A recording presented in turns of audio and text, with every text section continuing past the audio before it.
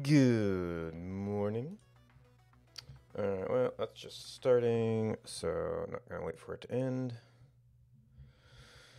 So, I keep thinking there has to be a better way to manage deadlocks in OBS, and I can spend some time trying to do workarounds. Maybe that would even be instructive as far as how we could manage things, but I'm just like, you know what? The problem is we have multiple threads trying to take lock on the same script. Can we just not do that? So I'm going to be kind of bouncing between looking at how OBS is using Lua and how Lua is documented and understood to be running itself.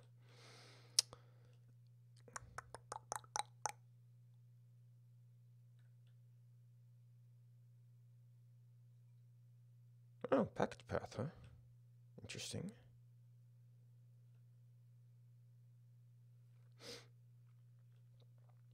Load Lua script.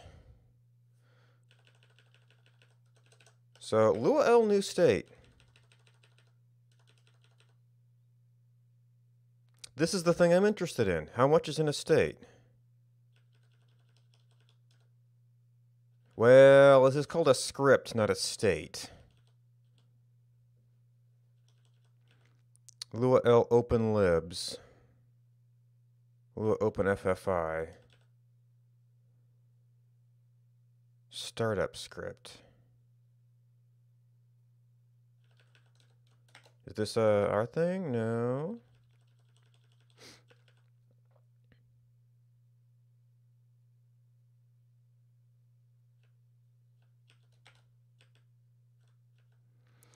So this is more set up than I wanted to see. I was hoping that states could be kind of like just, well, I guess, yeah, scripts are executing in an environment, so that might make it more awkward than I wanted.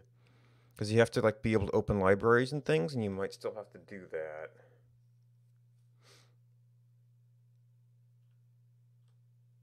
Add Lua source functions.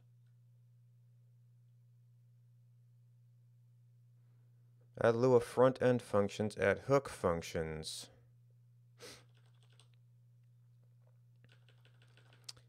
Yeah, so there's a lot of... Okay.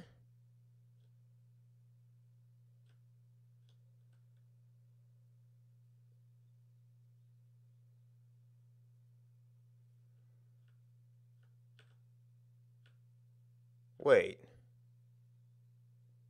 I have print an error?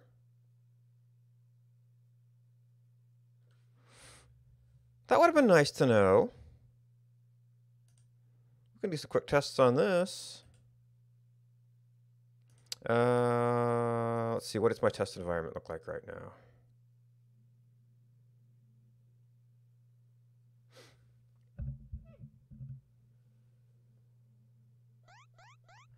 Yep, we've got our alarm source on.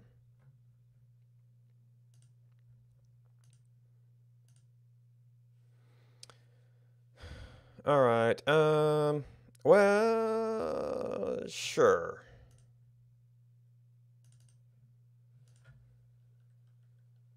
So I had the script log thing.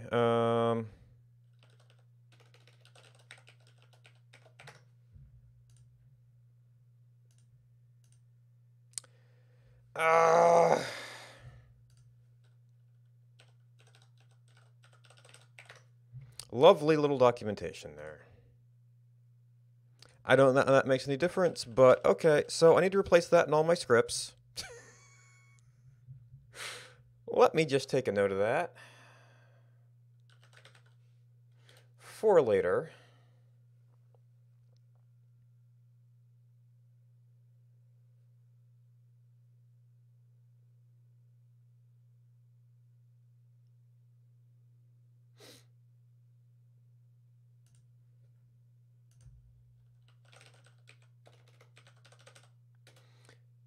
All right. Oh, no, actually not you.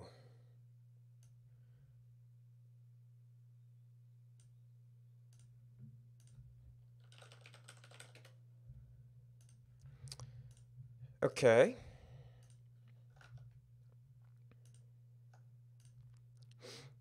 So then script log I found.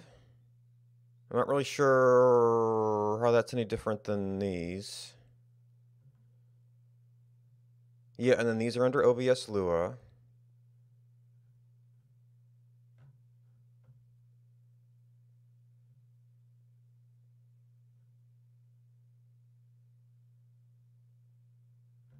Okay. Script tick. Yeah.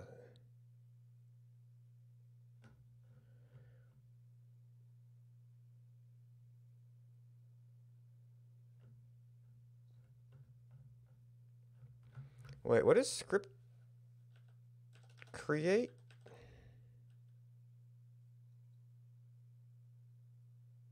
Other than what we just saw, which was like setup?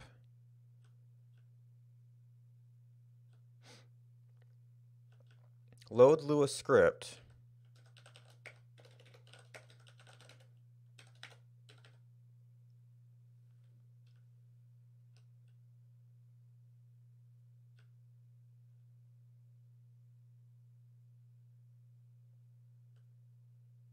Oh, Lua script load. Okay, so that's actually sort of a parent that sets up. Well, that's still the mutexes and stuff. So I guess this would end up being kind of a fundamental change, since we've got the mutex and state all bound together. So that's the data. Oh, no, this is something different.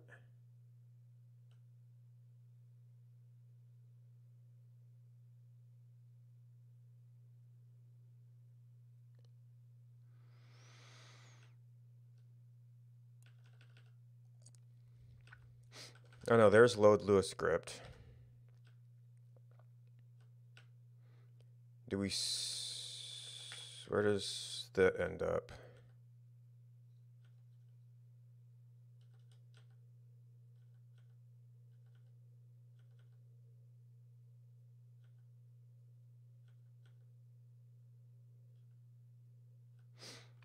Okay, this gets all the special functions. Data script is script.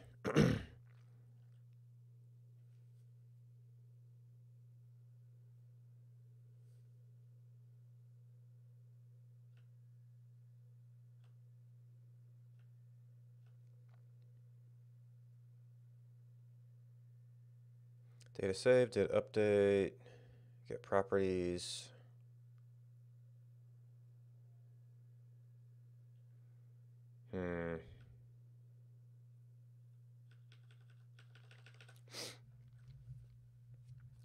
All right, so the way OBS uses this is that, yeah, there's a lot of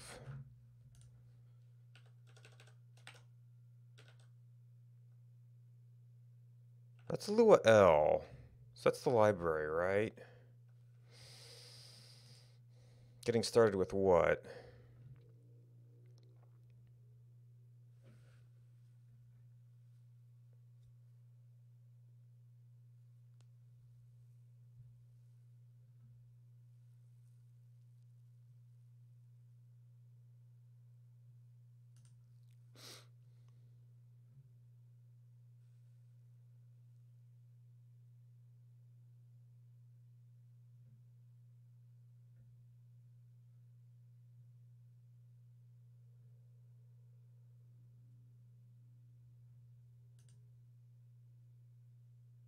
Nope.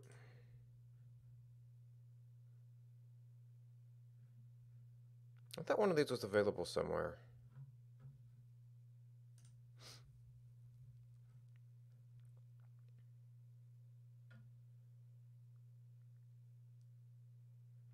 So that's the language.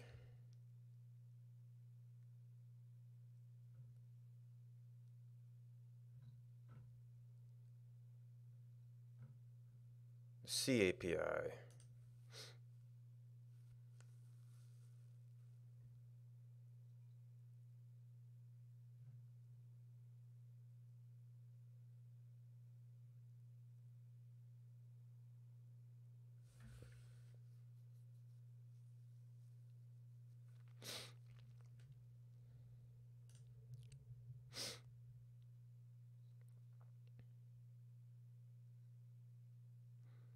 Ah, okay. Lua L open libs. Ah, okay, so this is just like your standard stuff. But this is... Well, if the thread had its own independent state for each script, that wouldn't be so bad. It would be manageable anyway.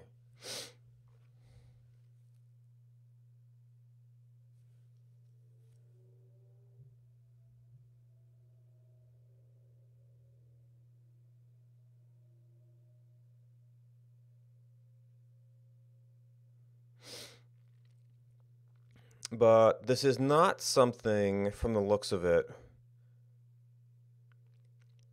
where we can just make a state and throw it away after a single function call.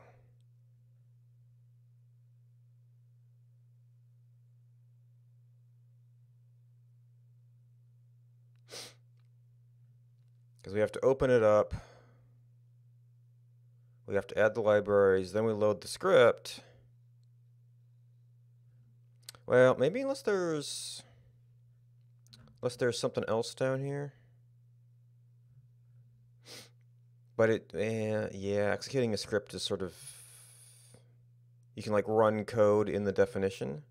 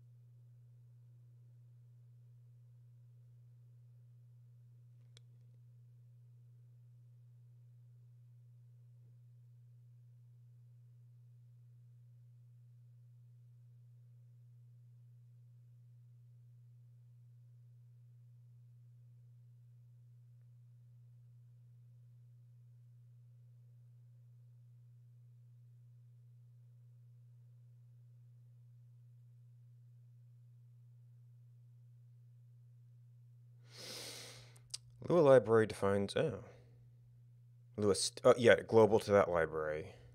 Lua state.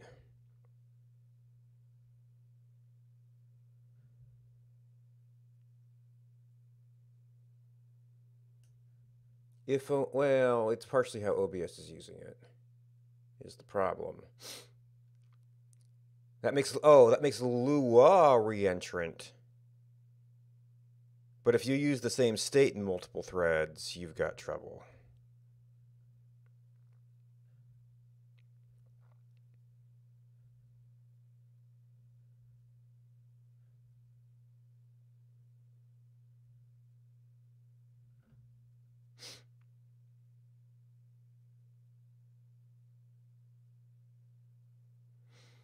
Man, if you were trying to get something where you could just have an independent state for like every call, I could almost see cutting out some of these libraries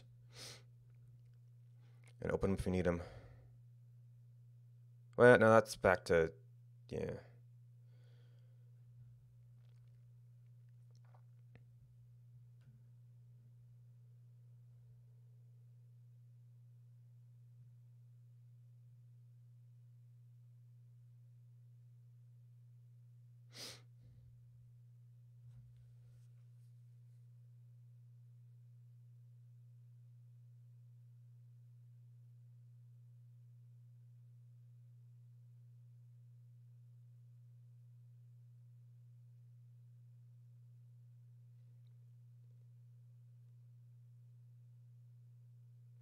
Oh, okay.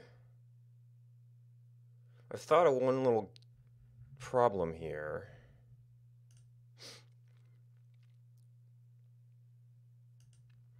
If we have,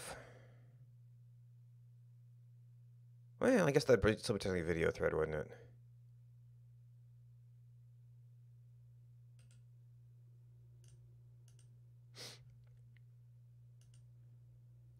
Because it's not loaded right now. But if we have properties, those probably aren't going to be in the video thread. Well, that's data. Could you deadlock on the property data?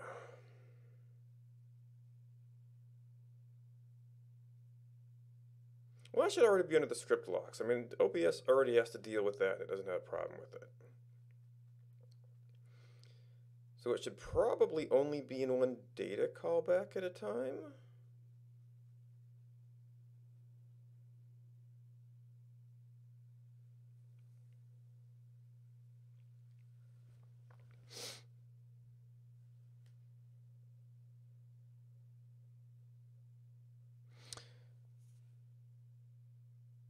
So a workaround for this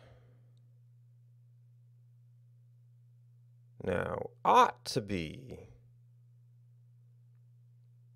barring some of the unload issues. Yeah, I'm going to go ahead and poke the OBS people if there is a messaging system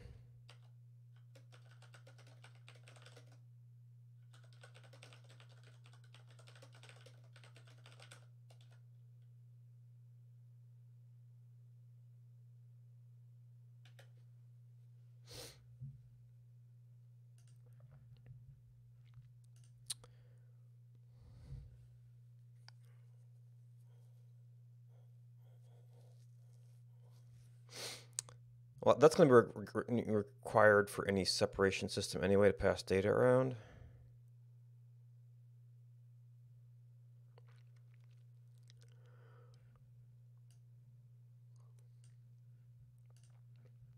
No.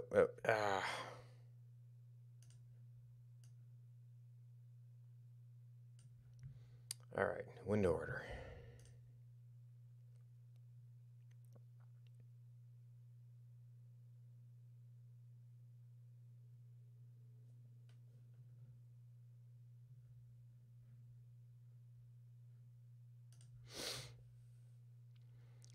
Okay, this is the stack. I don't think is super interesting to me. That's kind of how you call things.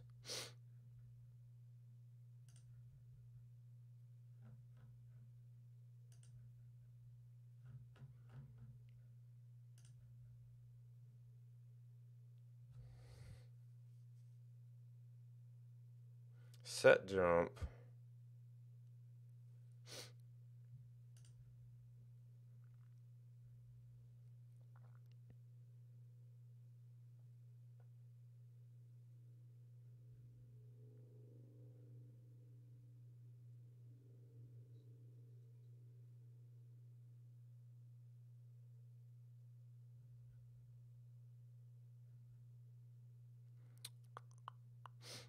Okay, it's application level errors. Always understand terms of Lua itself. The Lua, well, deadlocks might go outside that a little bit.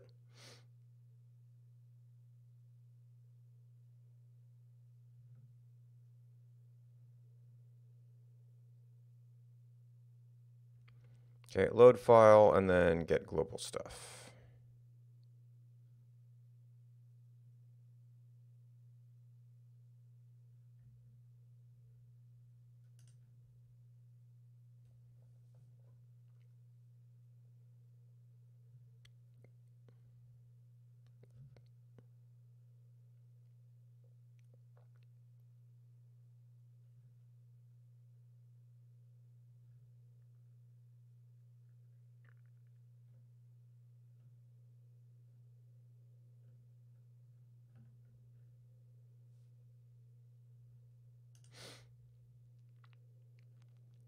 Calling Lua functions, I mean, they already kind of do that.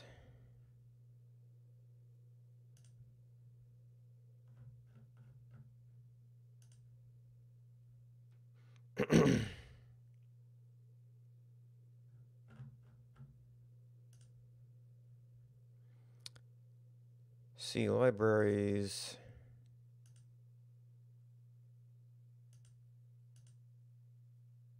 Storing state.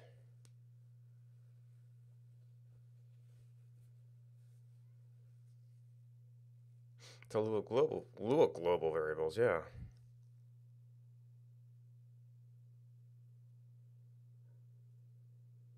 Each independent state has its own independent set of global variables. Oh.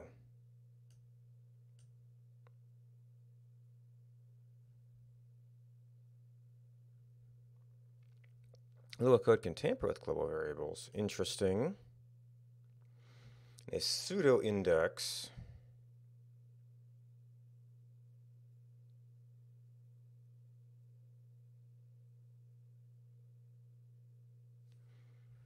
Does OBS do anything with that?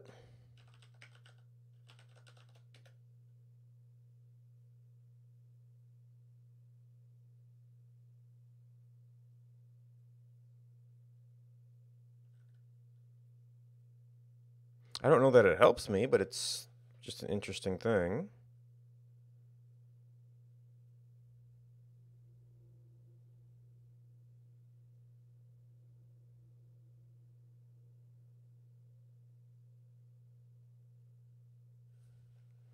Oh. Lua version,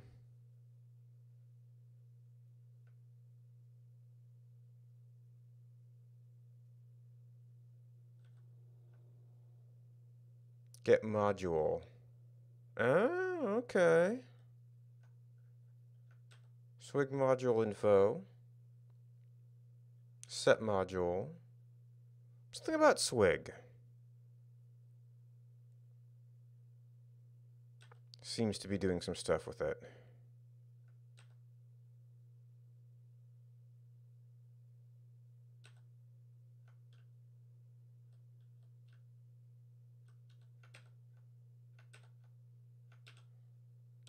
Oh, yeah, Swig Lua run. Oh, sources do some stuff with it.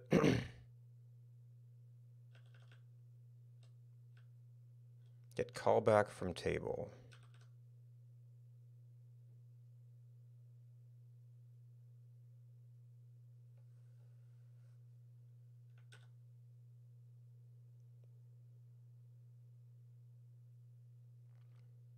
LS push data. Lua source.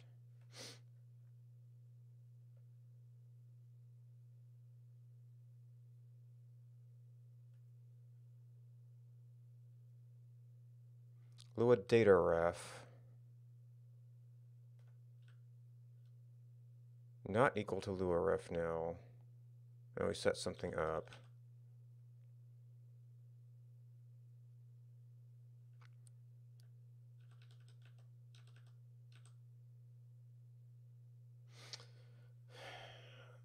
So Lua sources. Wait.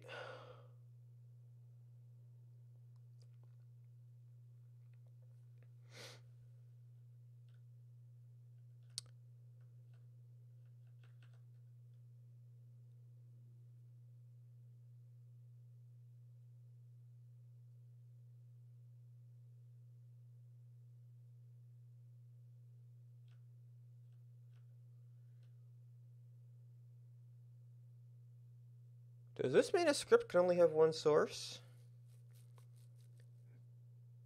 Maybe that's part of the problem.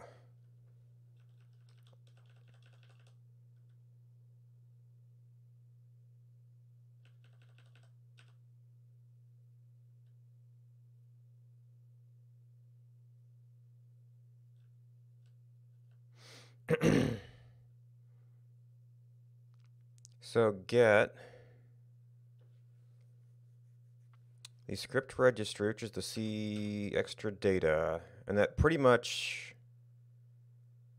well, where do we write it back? We don't write it back.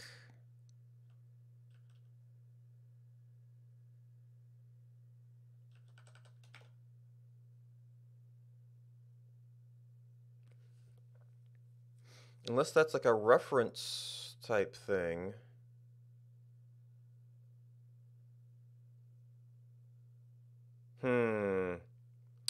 Yeah, maybe they don't need to write it because it's direct reference into the C structure?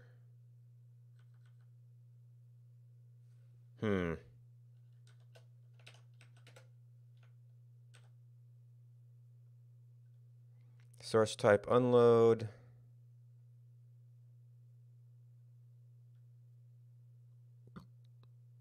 Oh. Creates all the function references.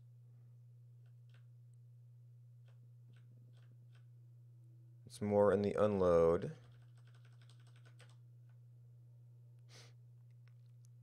Data tick. And this is into OBS scripting, not OBS Lewis source.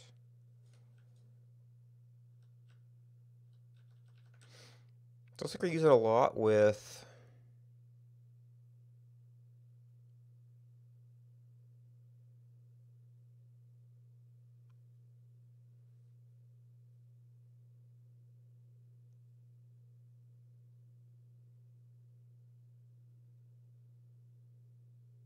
registry index.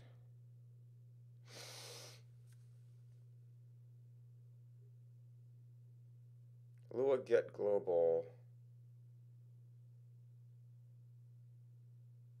Lua LREF registry index.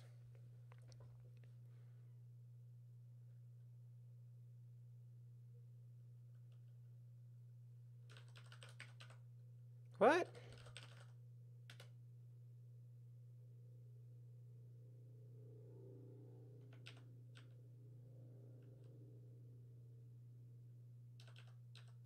If data get properties.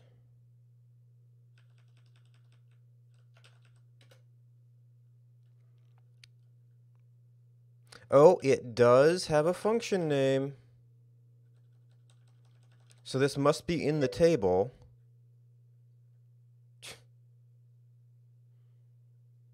Just getting here in A stub.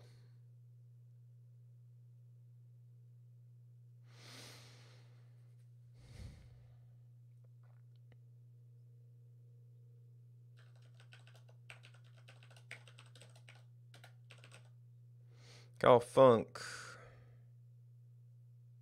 Oh. Name argrets. Reg IDX.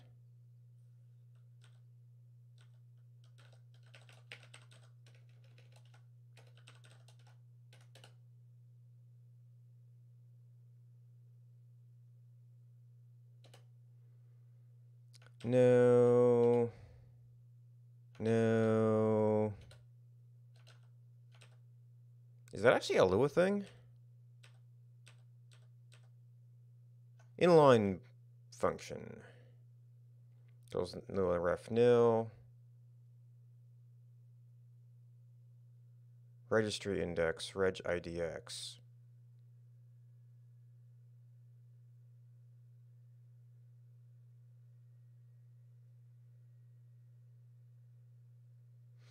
It's passing the registry index. And it's... Okay, I don't quite get that. Anyway. Well, that actually could be relevant because it ends up storing a lot of stuff about special functions in the registry, which is effectively in the state.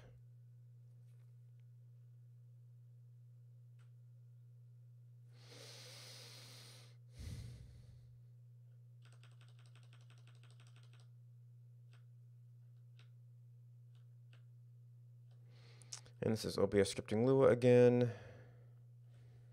Okay, so that's interesting.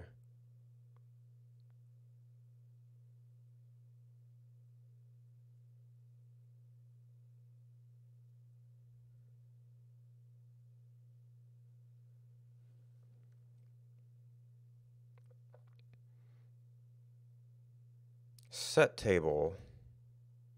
Oh, okay, so set table and get table is still involving stuff on the stack. Interesting. Never use numbers as keys. Here we get into the references. Reference to a Lua value inside a C structure. Never store pointers.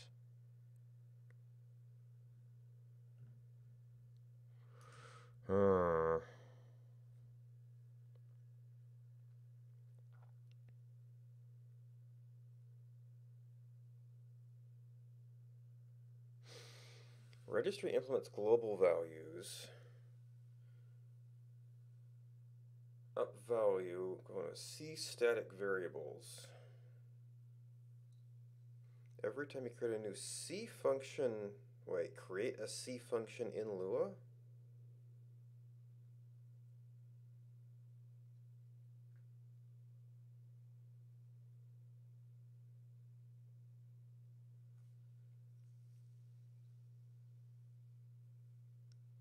New counter in C.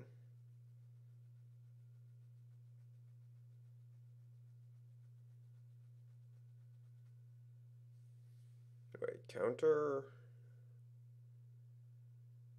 New counter.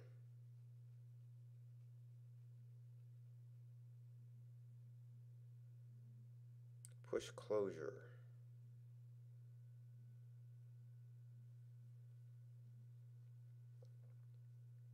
Second argument is the base function, the number of up values, the initial value for its up values.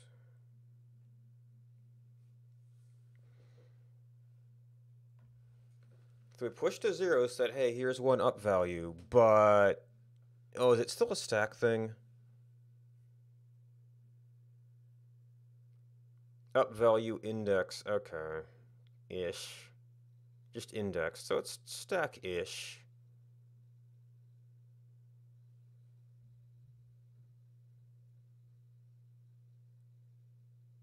Cannot share up values. Refer to a common table, okay.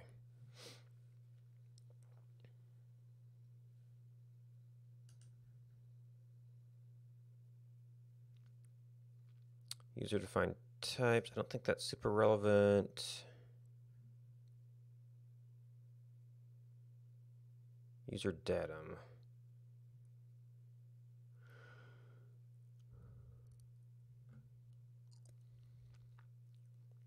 Well, yeah, and then user data is effectively opaque to Lua as far as I know. You can add a metatable around it, but...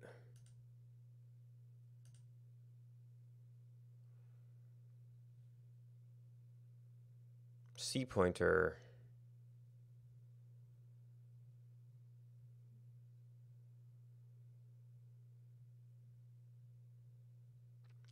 Not buffers, but single pointers. They have no metatables.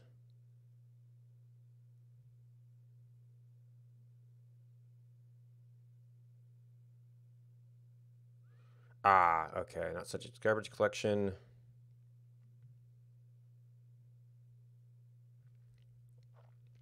Okay, finalizers for data.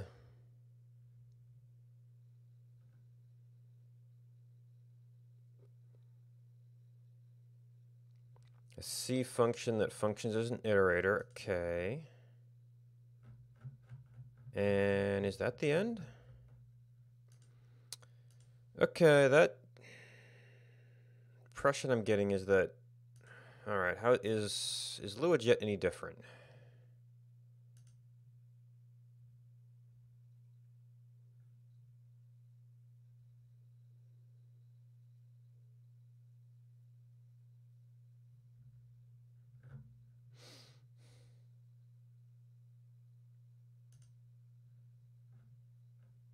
Building, building.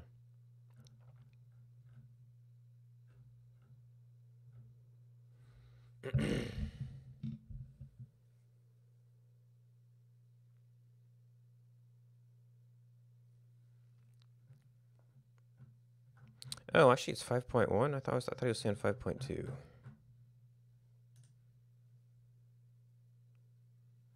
That's the options for the JIT itself. It's the extensions.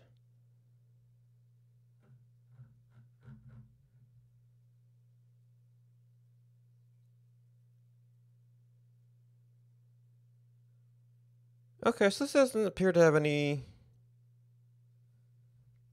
significant variance from the basic Lua version.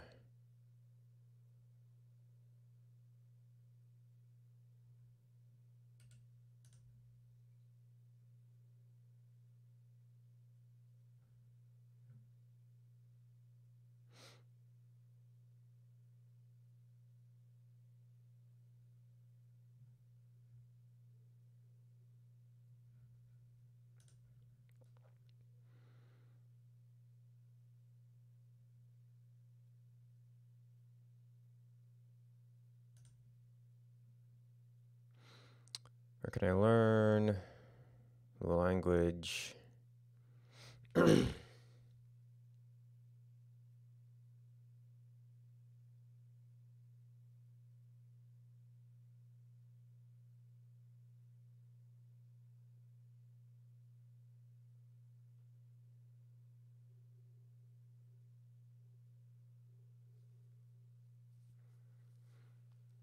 Okay, so that wasn't... Introduction to Lua.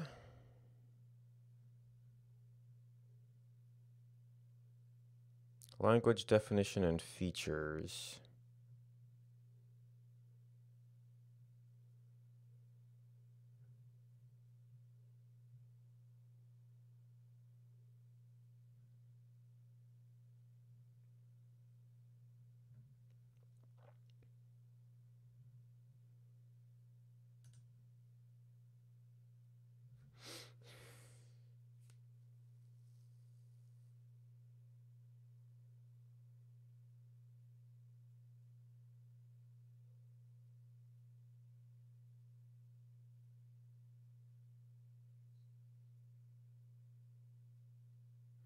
Lua sketch.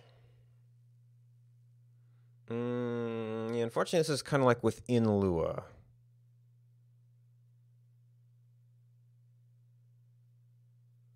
Zero MQ for communication.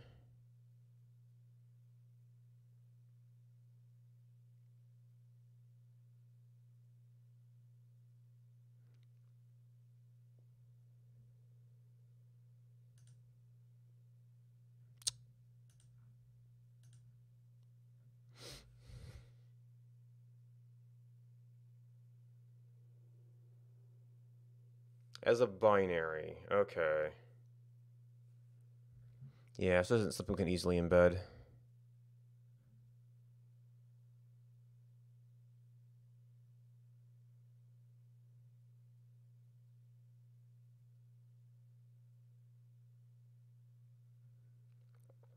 Multiple communicating Lua states.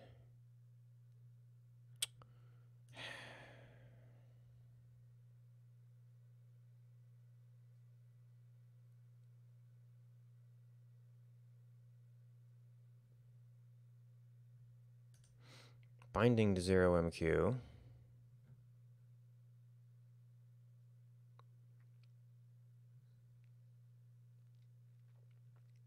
I don't know, library bindings get a little bit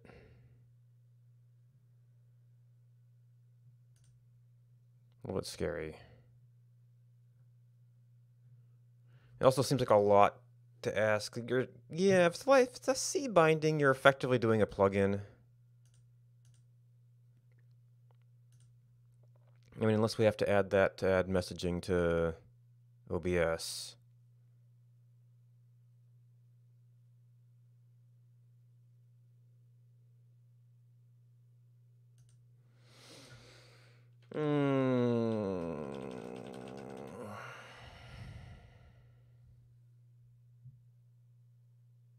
Oh, there's a new thread.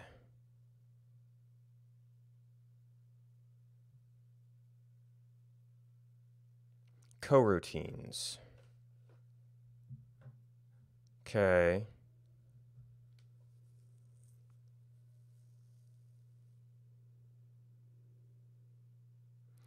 Create one Lua state per thread in your application, and use the serialization library if you need to pass data between states.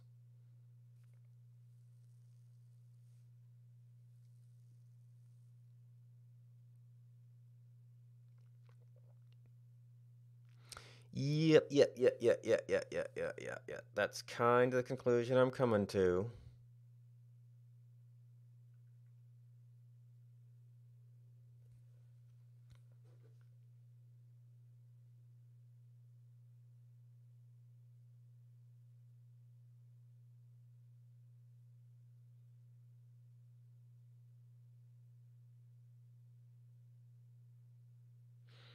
Which means I'm going to have to understand a lot better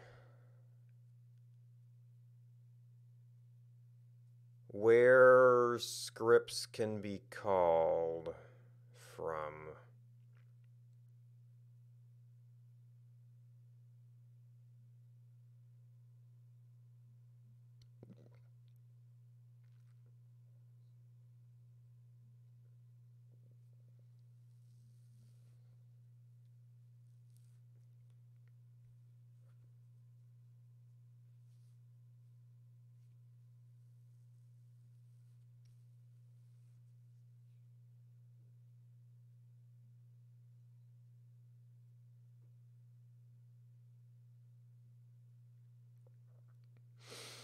Oh man, well, I know where I'm running into trouble. Kind of. And the video thread's doing things. Well, it's usually while the video thread is doing things.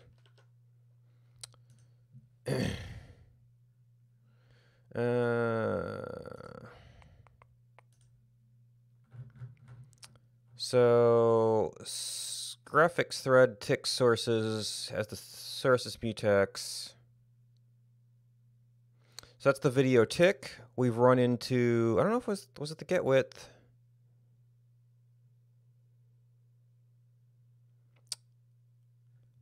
And then enum sources,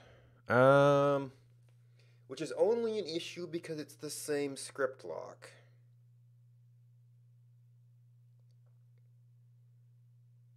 Which is effectively the same Lewis state.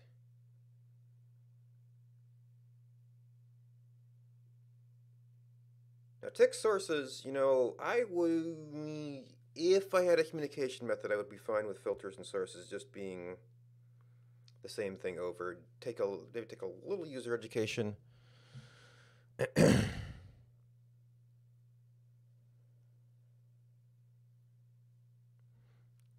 Video tick sources.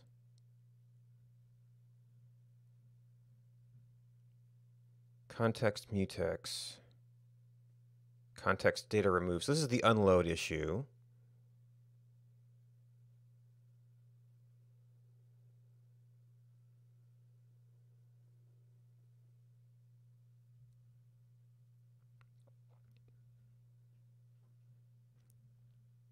Then get video lock. Get a script lock while holding video mutex. OBS scene find source.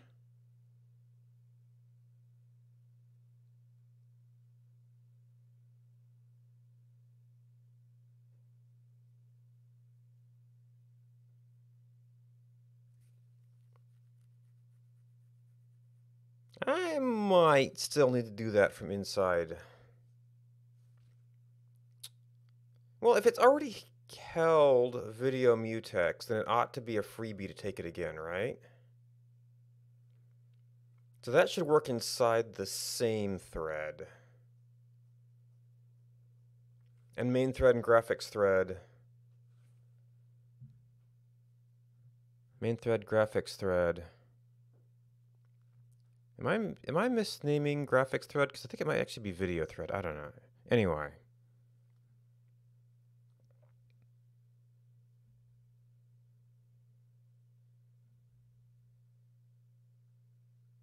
Might be getting this mixed up because I thought that was a graphics thread and a video thread.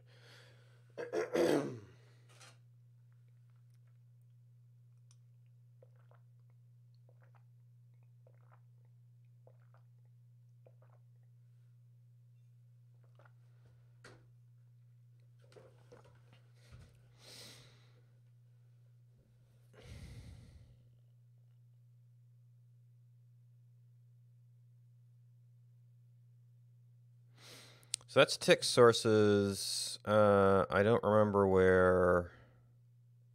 Is it probably one of my examinations?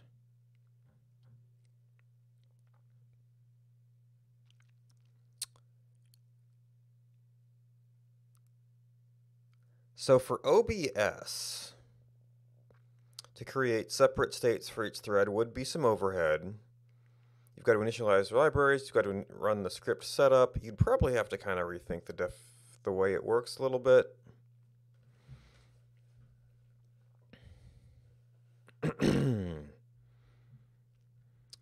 So that you've got definite, filter, source, and just sort of main thread stuff.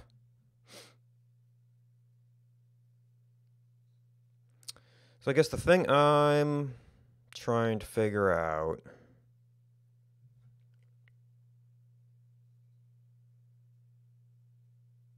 all right, we know that states are a little too heavyweight to do per function call and try to do a completely stateless thing because you got to load up libraries and everything.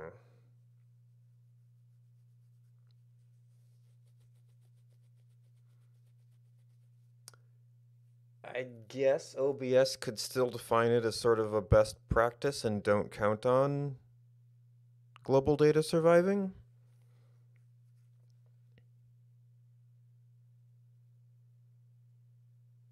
I just need some way to get it back to main thread for some co-processing.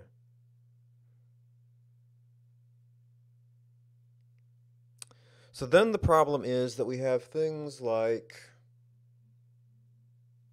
get properties and, well, that's the source data we're ultimately working with.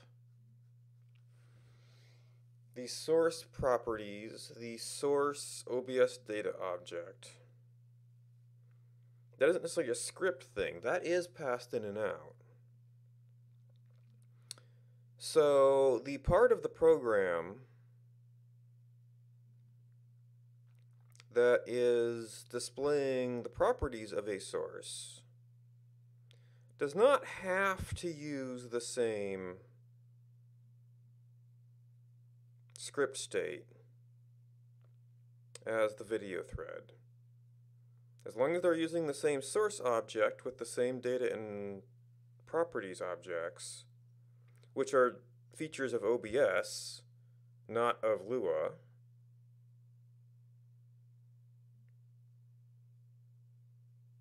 then the important information will get transferred between them.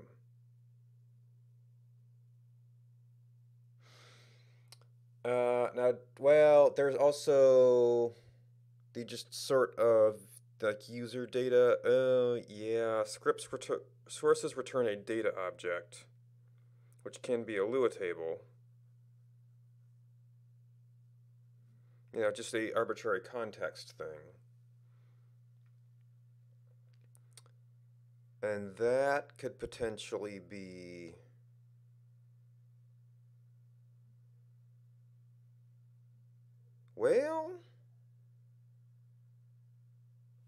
when is that used?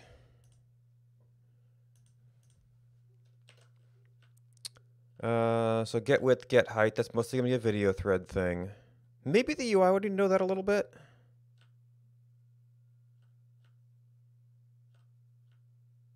Render is going to get it, of course.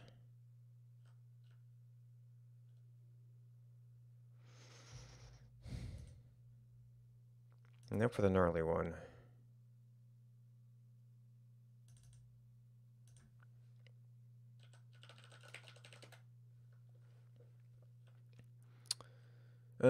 So that returns the data.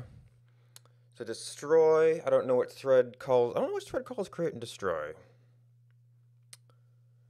Get defaults doesn't involve it. Get properties does, which is going to be a UI thing. Update is property updates from that. Get height, get width could be a little bit of either. Video render is video tick.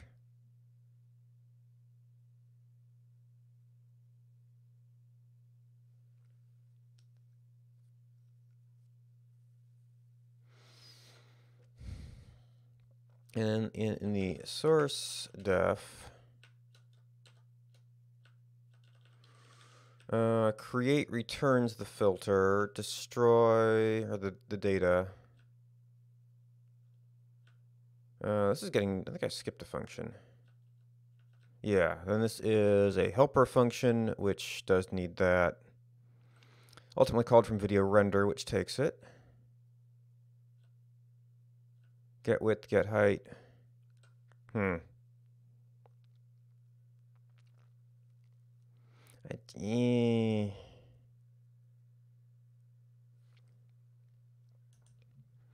I guess get width and get height would be things I'd be concerned about, which might get used in more than filters and sources.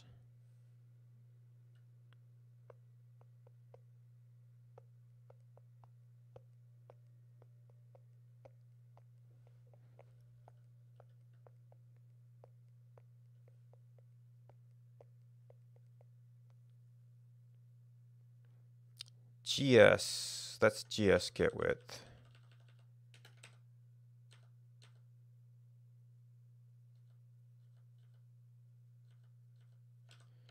Yeah, I don't think Lua Wrap. I don't think Lua Wrap. There's a bunch of swig stuff.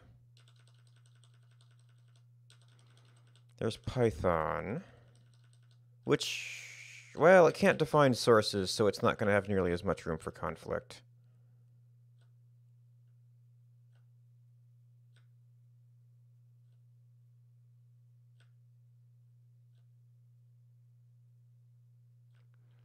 GS get width. Oh, so OBS source get width. Just kind of a wrapper around that.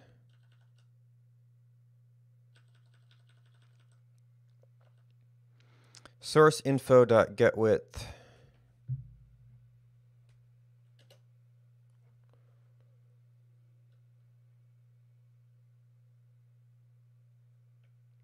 So I think OBS like inserts some sort of helper function for the get width that ends up calling out to Lua. Oh, but this is, oh, well.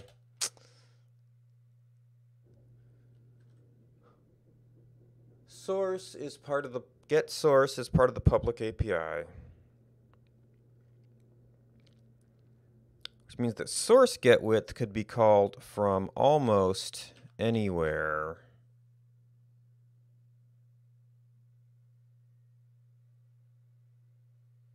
So any thread that could run plugin or script code.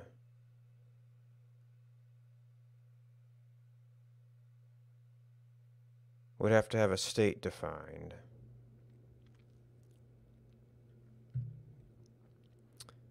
And the wrapper is probably not going to deal with that well.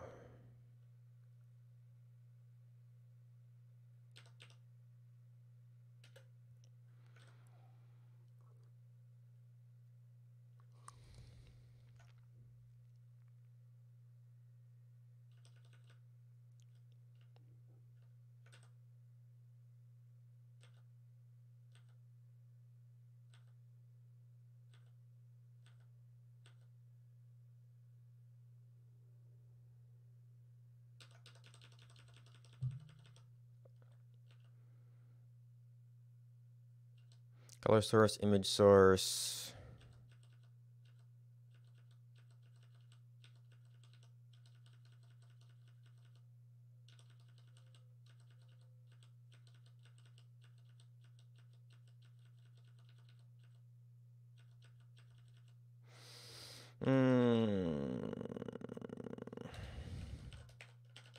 Surely oh.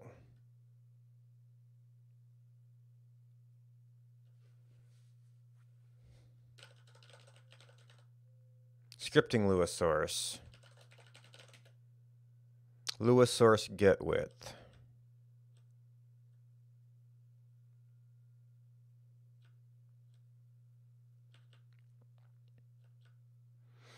So there's an OBS Lewis source get width that takes only the data.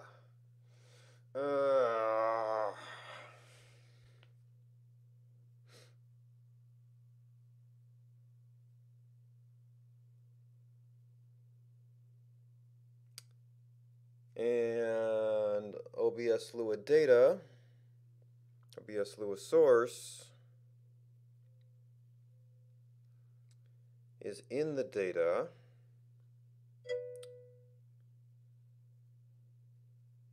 Is in the Lewis source, which has the Lewis source has reference to a script.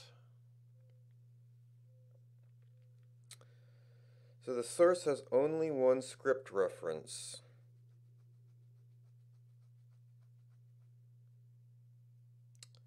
Yeah, so the way the API is constructed does not leave a lot of room for every thread to have its own state.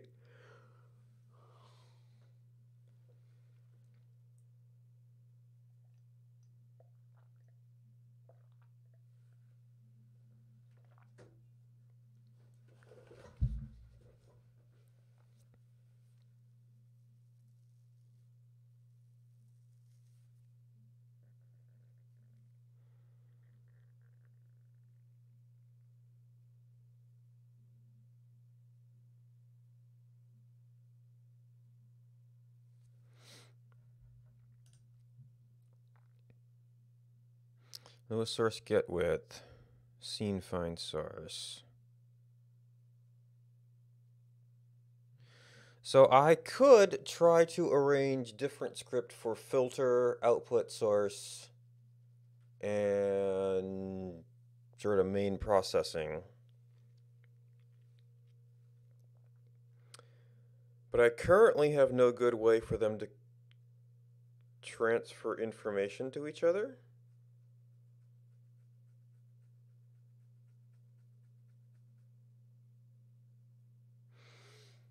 Except possibly by like manually writing out and reading a JSON file every time we get a data update, which would mean I just have to be kind of polling the file.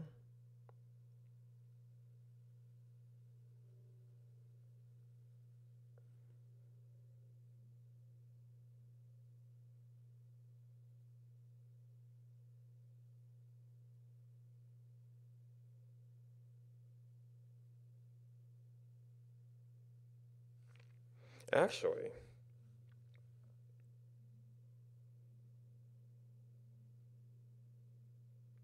here's a thought. It's mainly main thread stuff that's an issue. So what if we defined a new script context for every source? You're still in the communication method, but you could define it in a single script, and you just have independent state.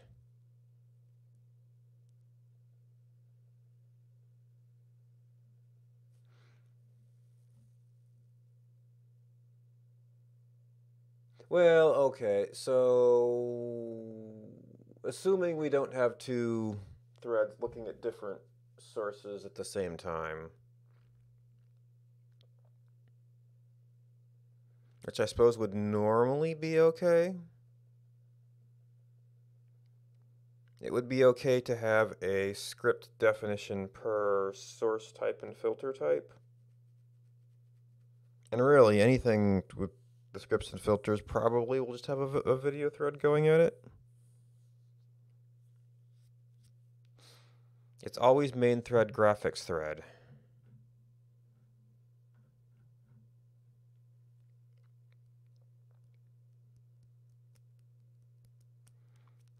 So I would just need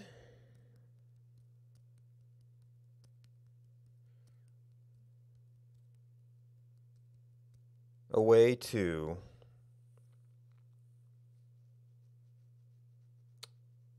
communicate between them.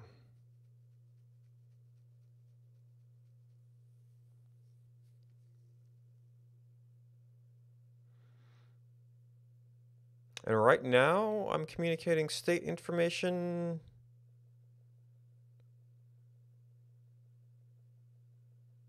Well, I have to look at what I'm communicating.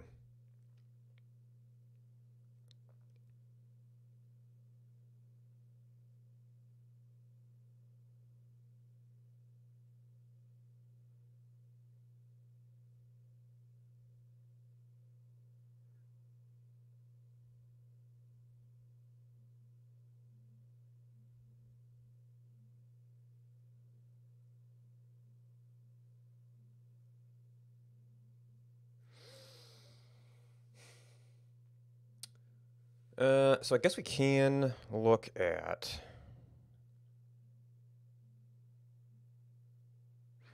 well, we know that, yeah, every source has a script defined, so it could be as granular as per source.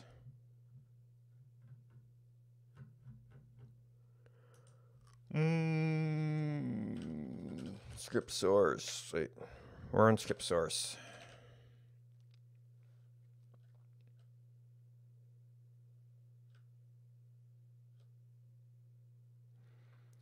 Get callback from table. Get libobj obj. Libobs obj.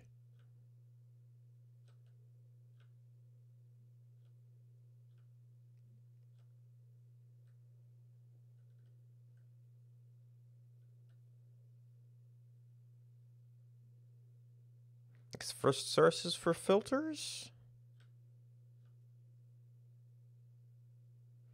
OBS Lua data. Oh, you know what?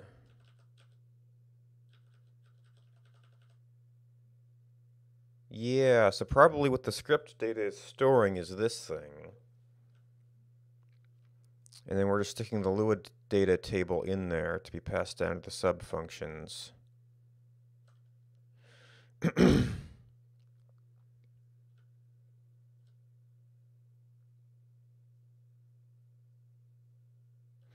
OBS Lua source create.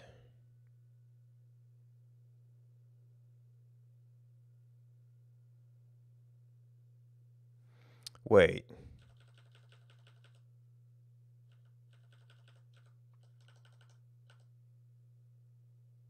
This has to be an instance.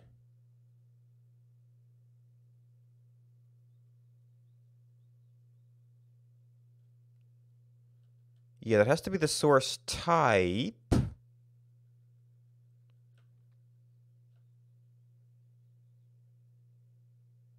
Oh yeah, because it's create and destroy. So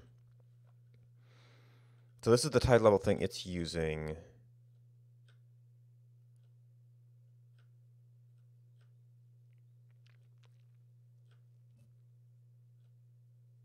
So this is like the source. Where are we getting the script from?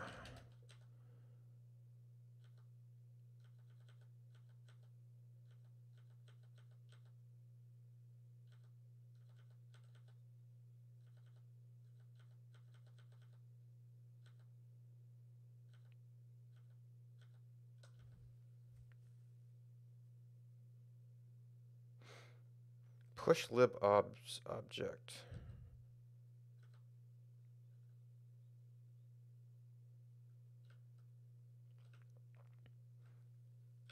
Lewis. Oh yeah, actually the Lewis state.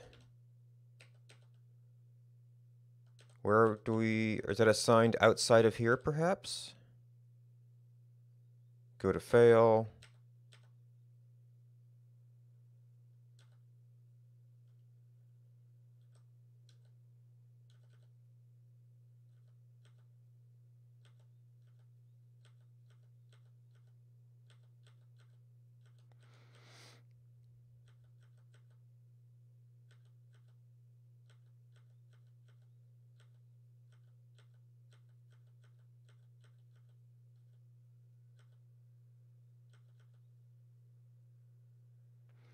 Free type data. Lewis script equals null. Register source.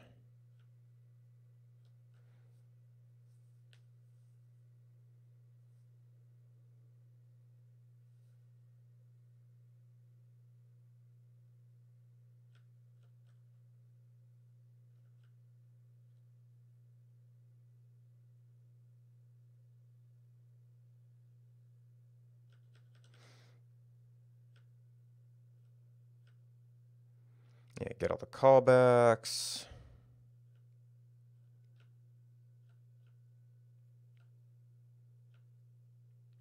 So this is where you would actually, since you want to, well, this is where you'd want to create the new script, except we just called it with a data definition.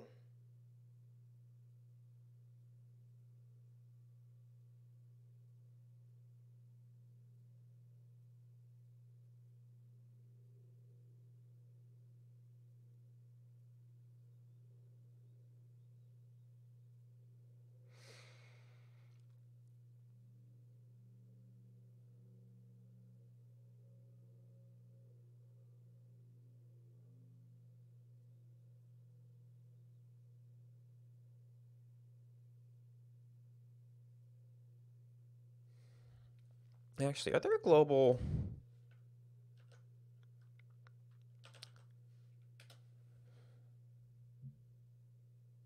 signals?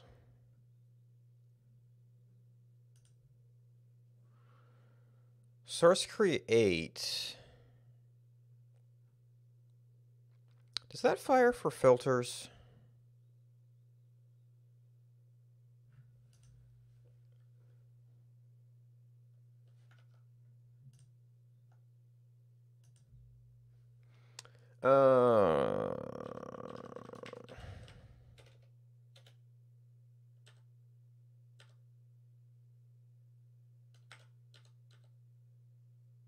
Source activate.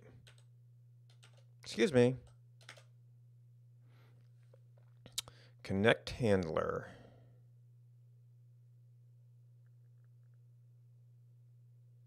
Oh, that's for a source.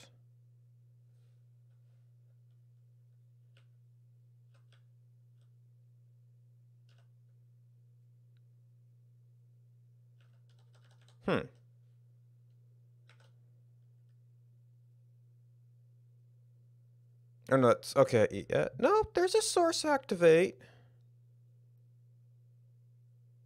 Huh. I should probably be doing that rather than trying to hook individual sources. Something to think about. Does source create and source destroy?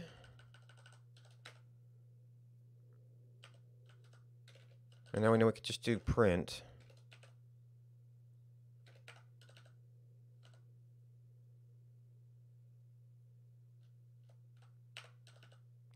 You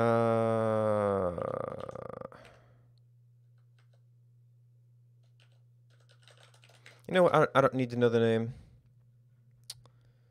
Although I'm going to have to, yeah, this has the hooks already.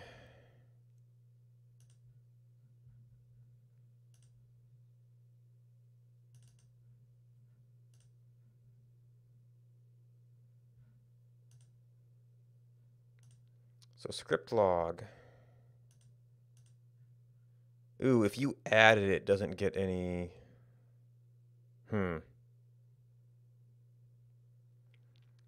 Anyway, I should. You probably already got. Well.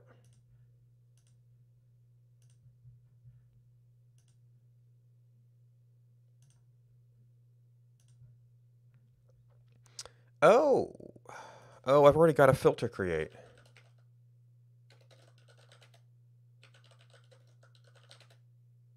Oh, no, that's in the filter itself. So the global thing does not fire if the source create does not fire if you add a filter to something.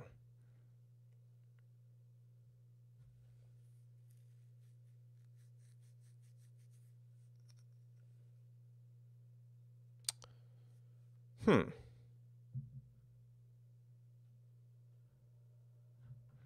about source save and source load?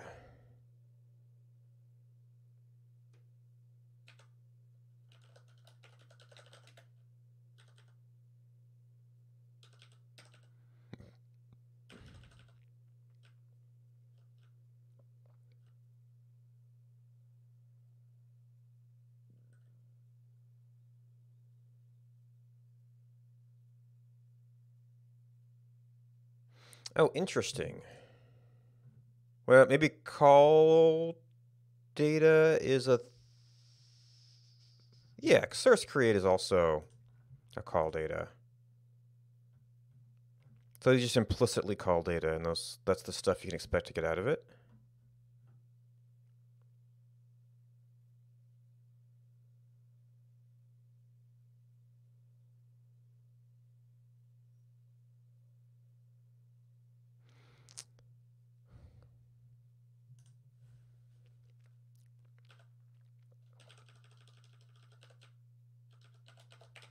All right, source, save, is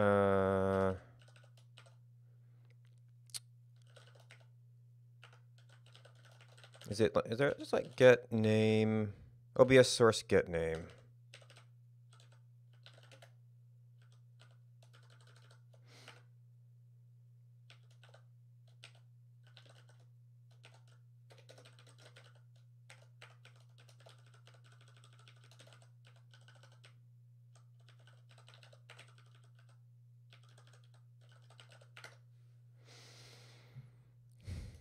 All right, let's see.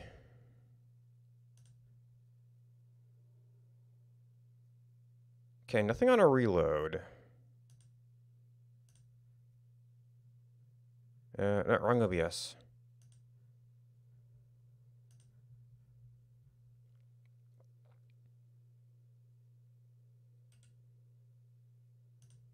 Properties okay? No. How about on startup?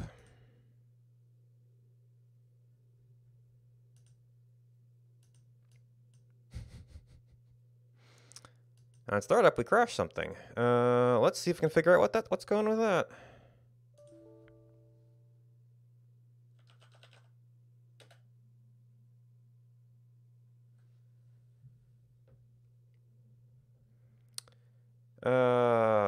Shoot. Yeah, move everything to 64.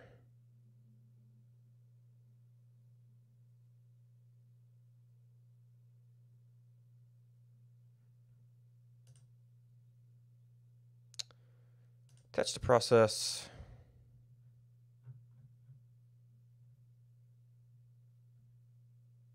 Portable mode.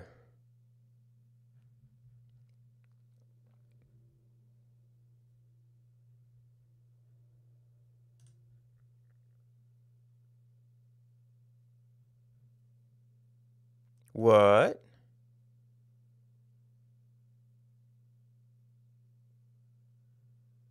Yeah, let's just disassembly. Oh, we actually have to pause it. It's deadlocked, but it's not paused. Oh man. Main thread is in Qt.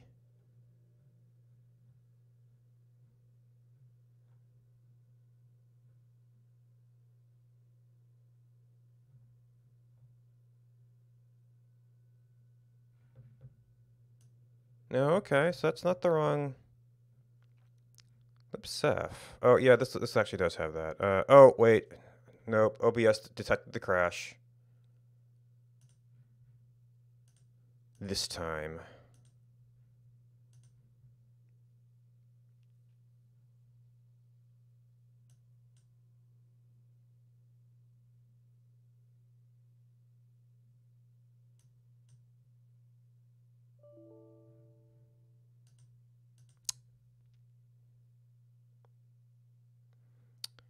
Well, then we can look at the log and maybe see something.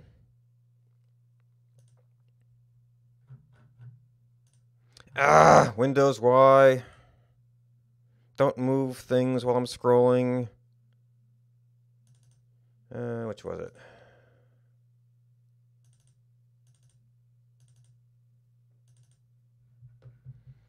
All right, so there's log.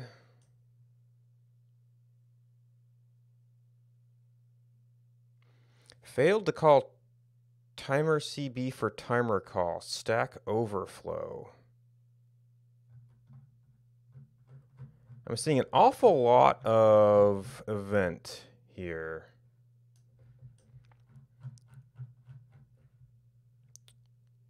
Oh, you know what? I set up those.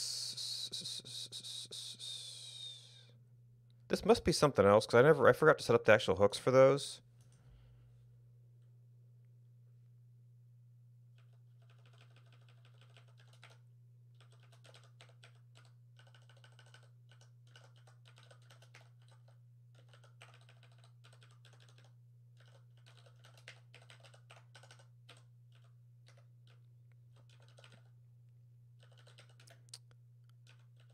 Front end. Y is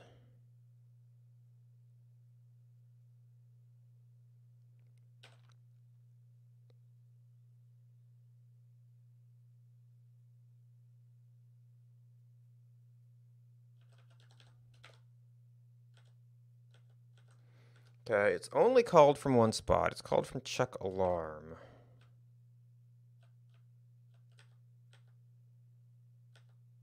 Wait.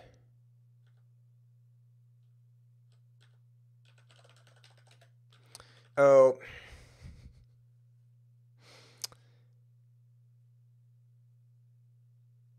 Check alarm calls process events. Oh boy. So our timer add has to have not check alarm as its callback. Well, I mean, I guess we could just process events at a similar rate, but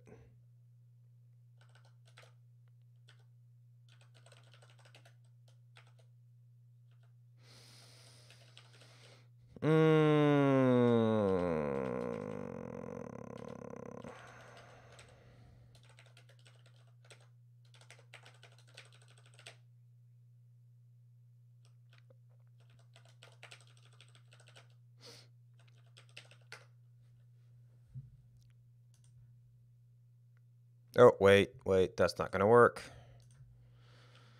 We actually have to do timer add.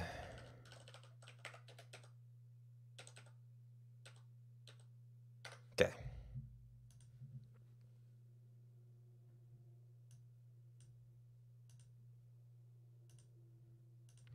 All right, script log. All right, so we got a bunch of load events.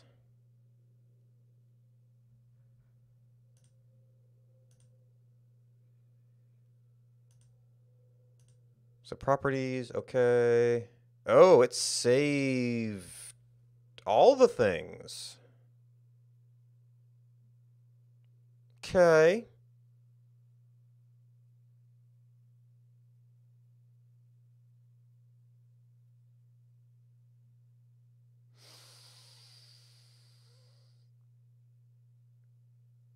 You know,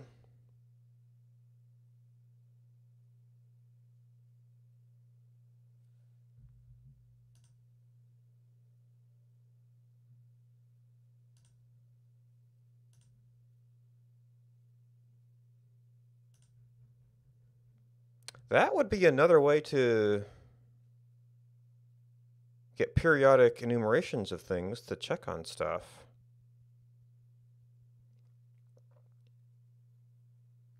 So, well, okay, so one of the deadlocks is just I need to take a script lock or a source lock to enumerate things. So I probably need to work on enumerating less.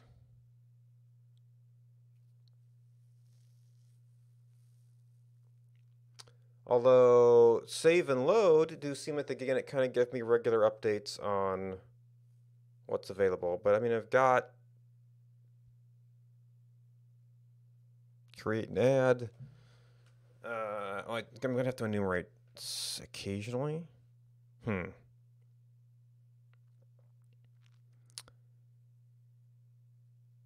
if that actually means save, that probably means we saved the entire scene config. Although to dig into there to figure out what was going on would be pretty... Well, I think that one actually is JSON.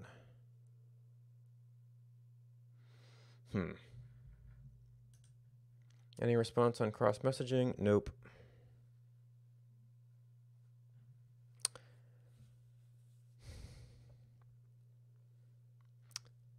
Can I define my own signals?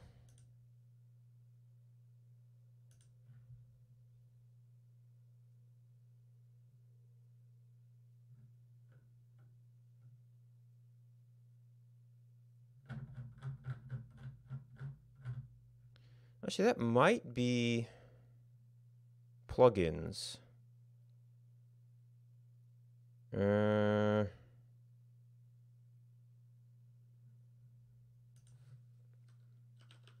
Nothing about defining your own signals.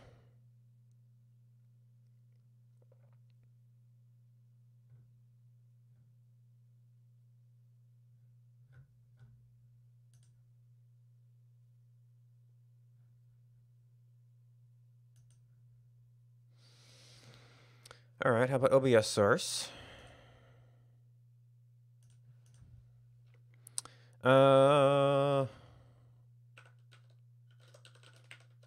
No, source create.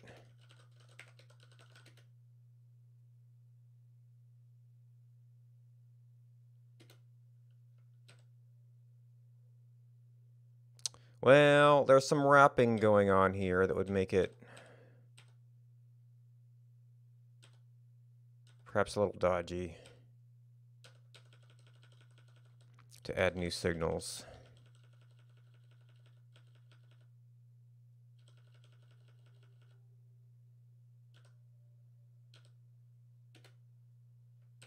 Okay, that's documentation.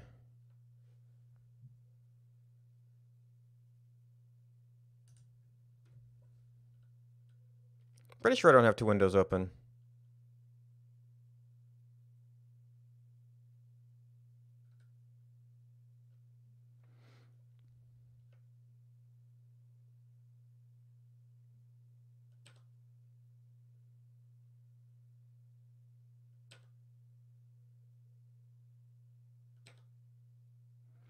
OBS source do signal. It is just a string here.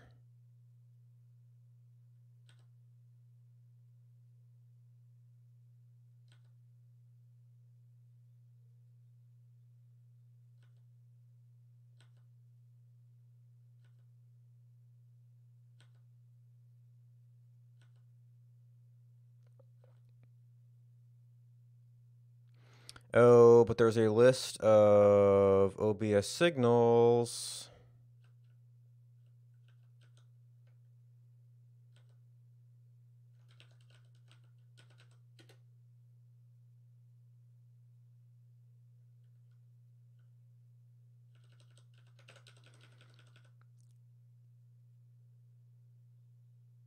This is source do signal. Oh, this is specific to source signals.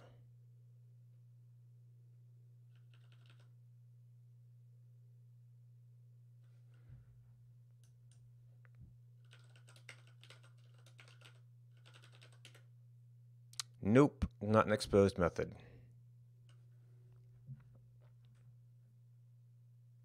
And it looks to me like signal handler signal is probably going to be an internal method.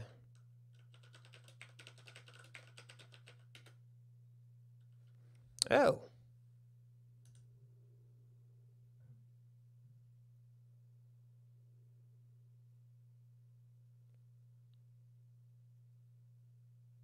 On a handler, const char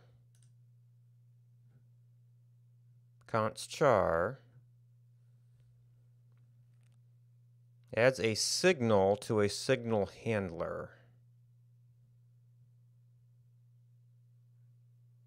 Create a new signal handler object. No, it would have to be an existing object for them to be able to share it.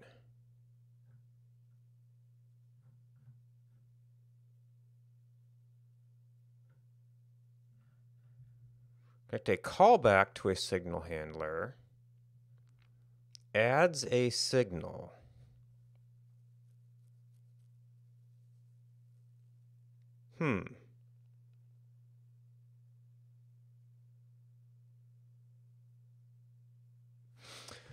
All right, so we need to do a little... We need to do a test. So I'm not doing a whole lot of OBS down and dirty stuff right now. So let's say that we are doing new OBS script,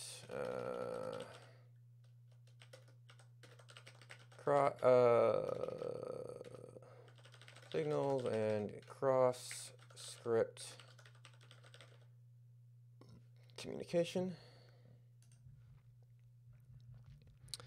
All right. So now, all right, this is going to get really confusing. But first I have to close all the windows. Just get this out of here for... oh, I may have had this paused in Visual Studio. No. Probably should have left that open. Anyway. It'll die eventually. Is this the one I think it is? Yes.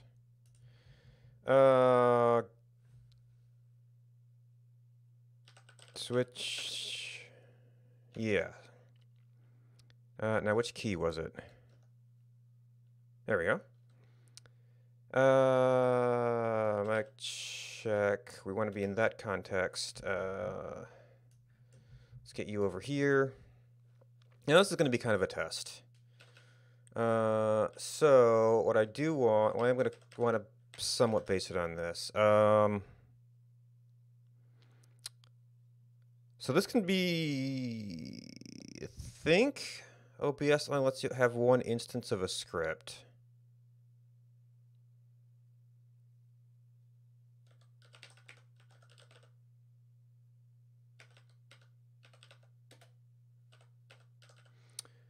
All right, I don't think I need bit. I don't think I need OBS. We know we don't need script log anymore. This is all specific stuff. I don't think I need this. I don't think I need this. I don't need most of this, actually. And we can always go get it from the other thing. What we do need is the script. Oh, script log is blocking me. Okay.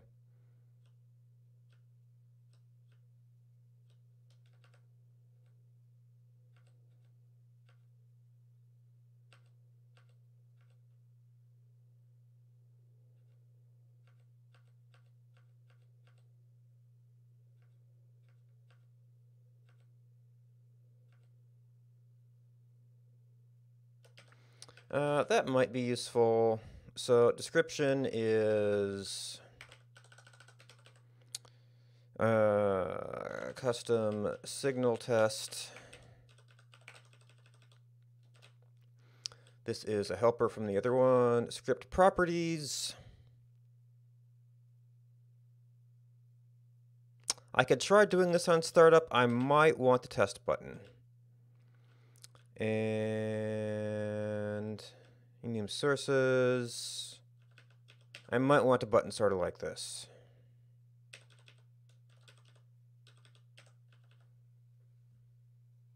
Which will need a helper.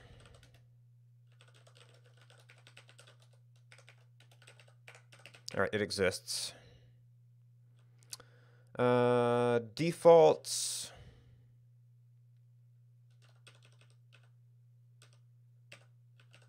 Don't need any right now.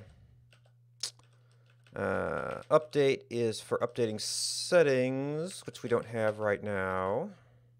Also, I keep trying to get rid of that.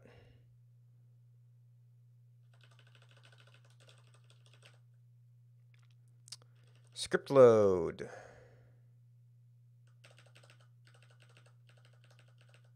Signal handler. This is where we're going to need some stuff. Timer could be used as an alternate handler for testing. Unload, we don't need right now, and then custom filters we don't need right now.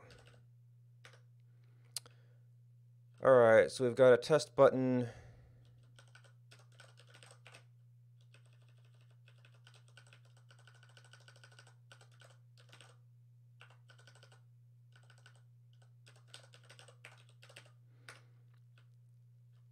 So what we want is script load.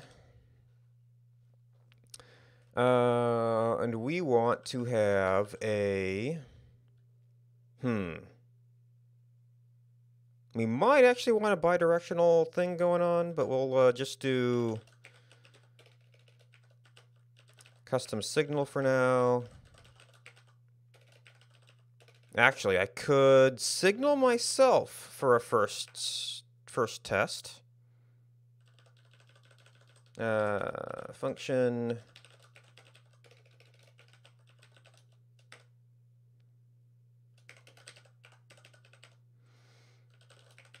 print custom. Well, we've got the signal handler. So signal handler signal.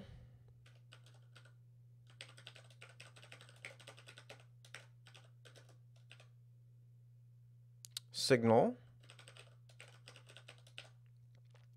Custom signal. We expect params. I don't think it's going to care if we don't actually pass anything to it. We'll just have to pass a call data T if we do.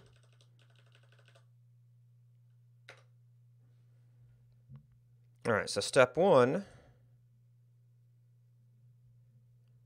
And just because it causes so many issues, I'm going to turn this one off for now.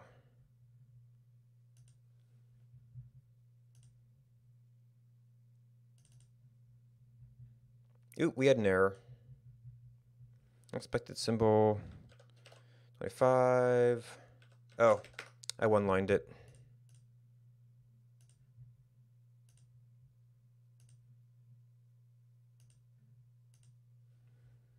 Oh. Oh, I was still using script log in places.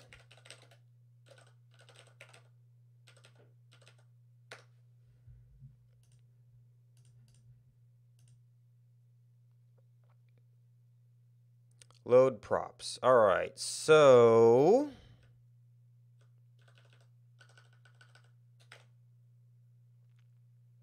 that didn't work.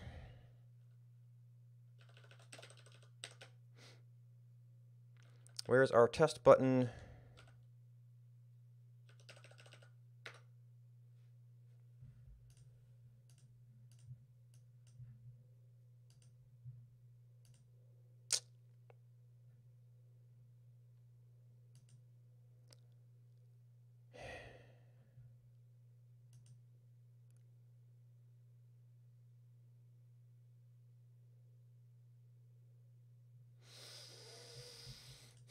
What am I missing? Oh, this is connect. We have to, there was an add method. And, you know, maybe, although this usually crashes OBS. Well, now see, the problem with trying to undefine it is that if multiple scripts are using it, adds multiple signals. Wait, signal declaration string?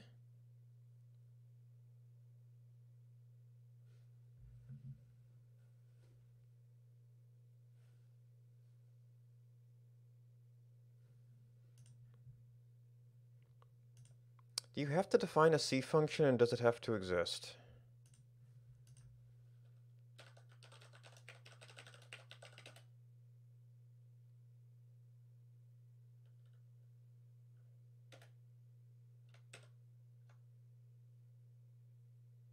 Oh.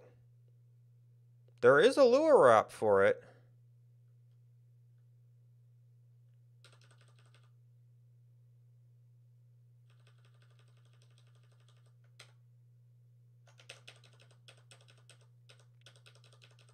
Would seem a silly thing to do if you didn't want people to use it.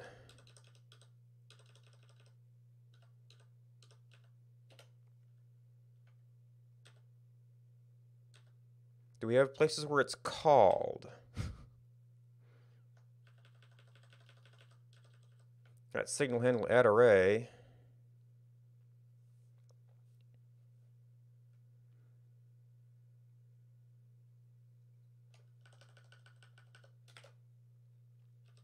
Okay.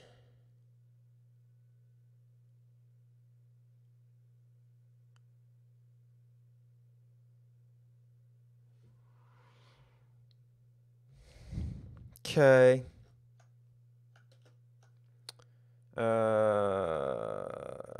Cross.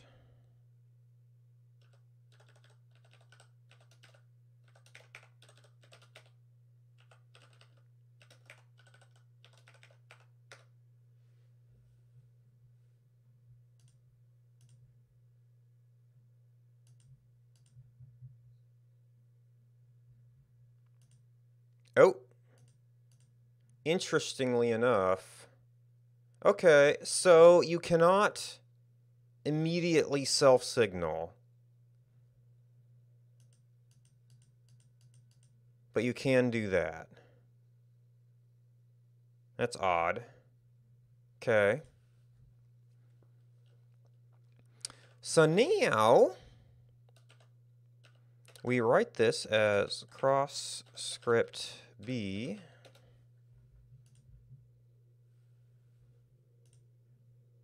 And I guess we'll just have to see if we get two instances without doing anything fancy. Now, to be fancy, I could, like, well, change something in the script. I guess would be the easiest one. Oh, and then the other one fires. And they get that twice. Okay. Yes.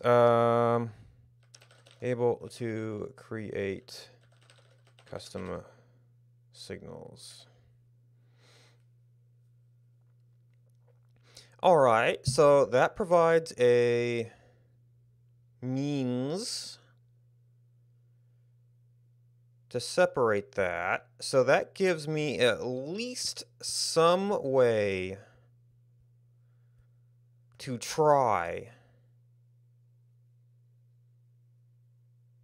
and separate the script locks from main thread and video thread. Now, given that that gives us a means,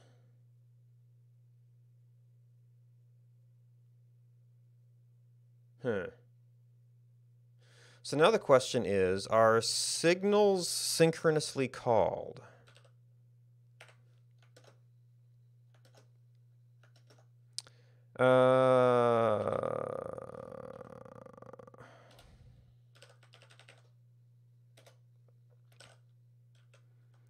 Signal handler signal.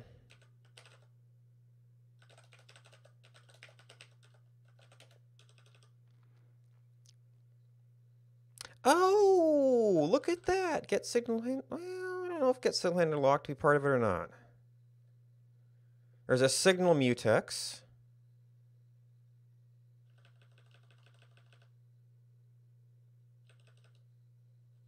Okay, it appears. Oh, and there's the self-remove facility we've seen on occasion. Signal equals true. Callback, callback. So it looks like these are synchronous. So it's not itself a way to sort of solve some of, like, if I'm responding to a signal, there's no point in sending a custom signal. Because it's still just a synchronous.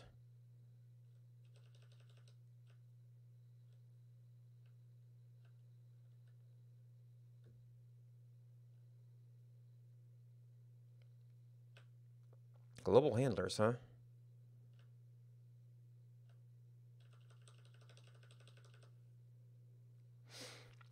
All right, so in theory, I can catch the updates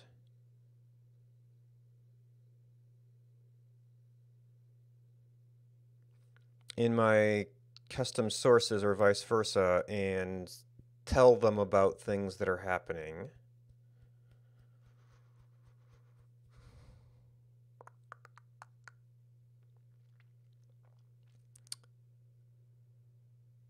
Yeah, and since these are synchronous, I don't get any asynchrony there that I could use to try and avoid the script lock. So I would actually have to make this 2 different scripts. The sources that will hopefully just be running for the most part on the video thread and have very few, if any, script methods that would need to run on the main thread. And then the script sort of global alarm trigger stuff that runs on the main thread. So the filter will have to send its configuration updates to the main thread to run alarms.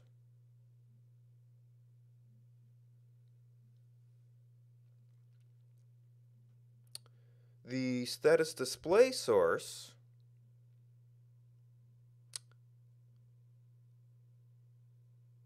will need to get defaults on, well, does the status display source an issue?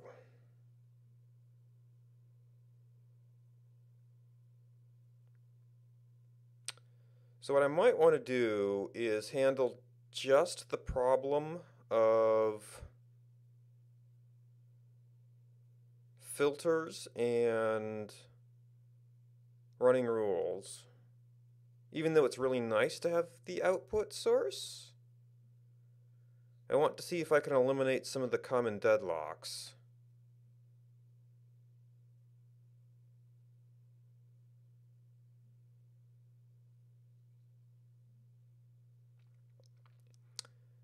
And then we'll have to see how that performs. Try and look at some of the cases I was running into. See if like spamming reload can still get it to deadlock. And then we have to come back and tackle the custom display source, which means I'm probably actually going to want to separate them into files. Well, no, we put the custom display source in the display thread.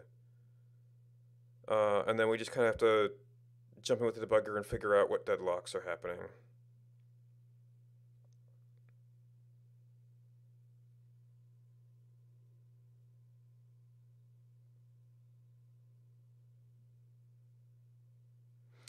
All right, so that's sort of appropriate. It's still cross-script communication. All right, so we need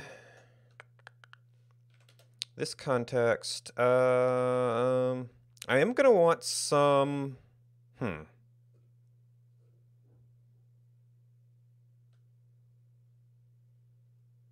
doing this with arguments. Okay, I should probably proof of concept this with arguments.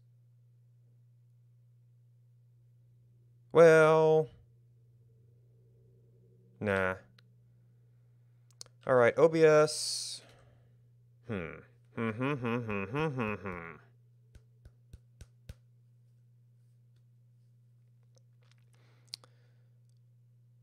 we have to do a basic split on this.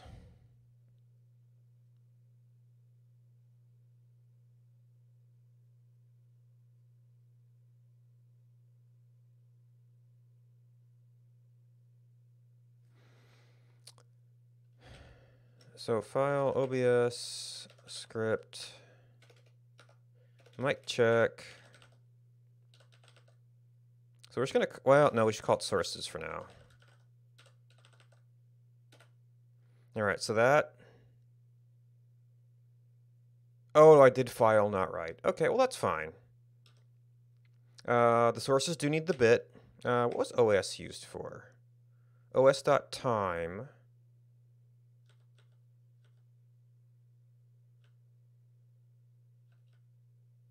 Okay, so you do end up using that, although we're going to have to get into whether you need that. Oh, you know what? You know what? Let's do a little bit of cleanup first. OBS, mic check. Oh, you know what? I did end up... So the one thing about the print error is that what I ended up doing is I, end up do a if false when I get to production, and then nothing has to print out.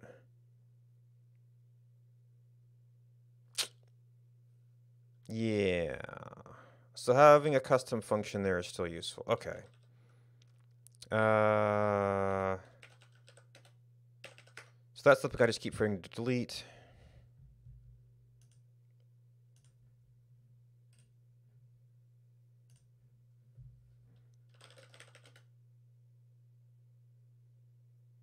Okay, added some notes on that.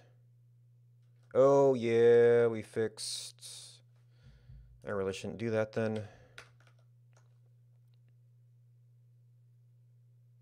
Oh, and source load, source save was an oh, man, I was naughty.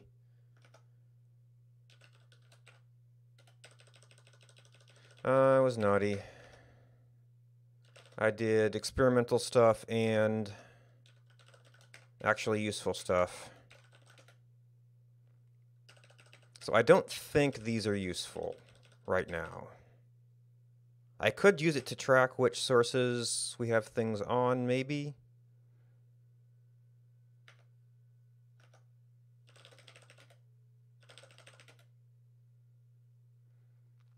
So...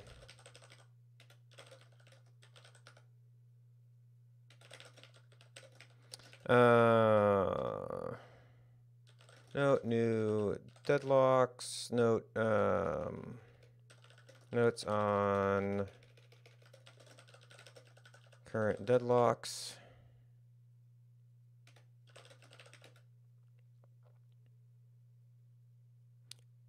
Oh, I hadn't even checked in event tracking.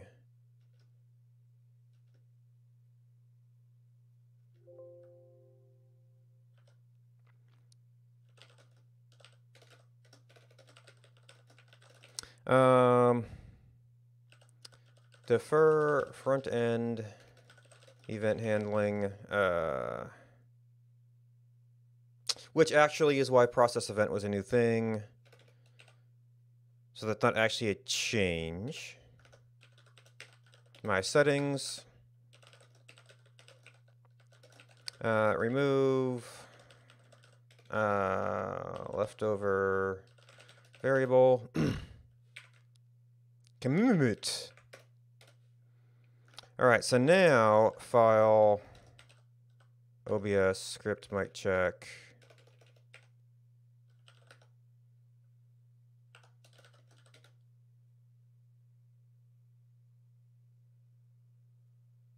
Okay.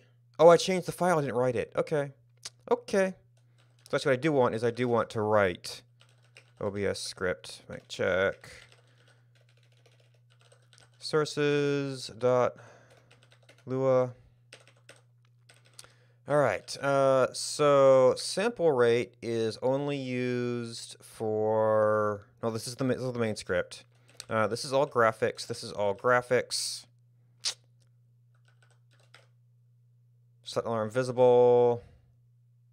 Script properties. Script update. Yep, that's only used in the. Well, that's used in the main. It's definitely used in the main. Alarm active is definitely going source def video render. Yep, okay, so that's going to exist in both. Trigger alarm.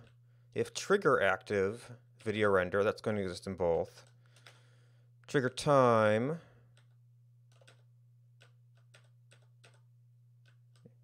Currently exists in both. Trigger timeout. Currently exists in both. That's got to all get synced.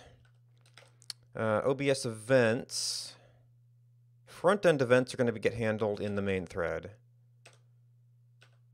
So that's fine. Audio sources is mainly going to get tracked in the main thread. Oh.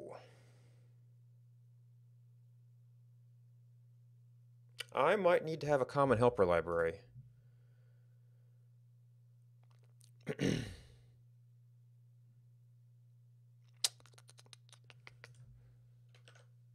No, we should have lua.org up, right? Well, or...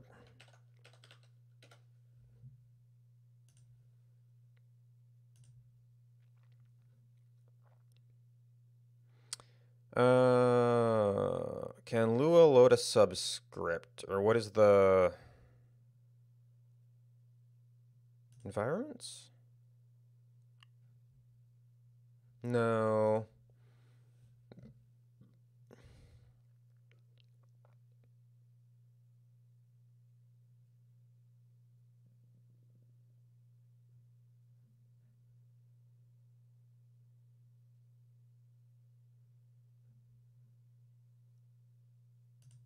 Basic functions.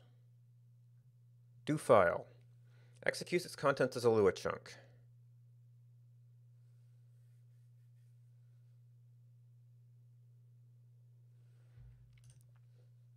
All right, so quick test. Edit.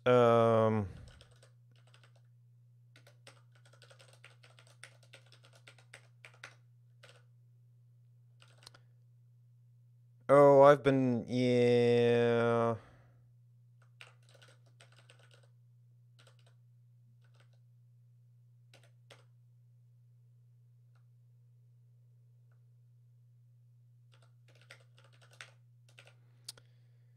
Do file, test.lua.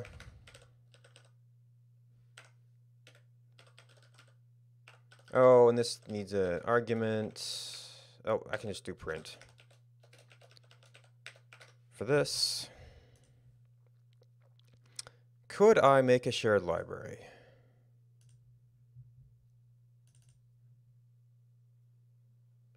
No such file or directory. Okay, so what does the clock example do?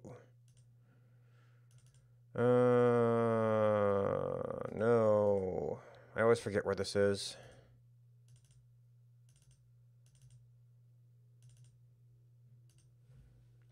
So it has to look up some texture loads.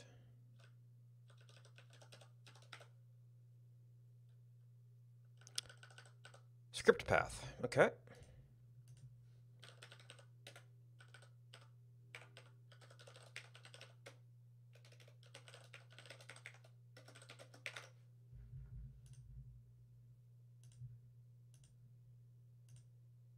Okay, so do file is workable.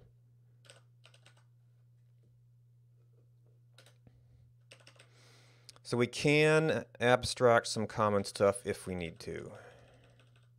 I don't know how that's going to work yet or what we do that. I'll just start to think about like some of the common property fields and stuff. So audio sources, yeah, like that. Bootstrap rule settings might end up getting shared. Yeah, some of this audio sources stuff might get awkward. We'll have to see.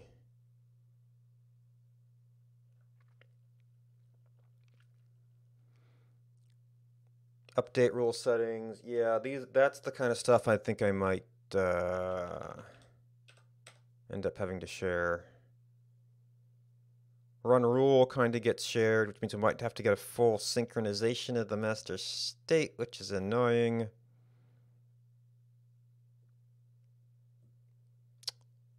Ew.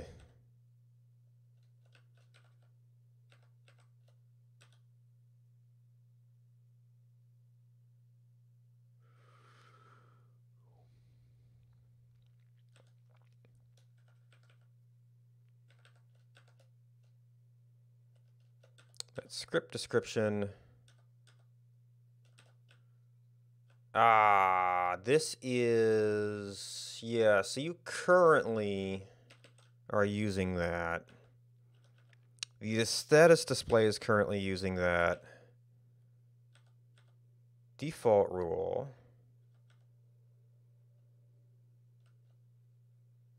Yeah, source using that. Source rules are used by sources.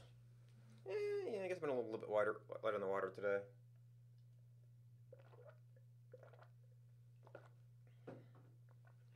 Probably a good point to take a break, actually.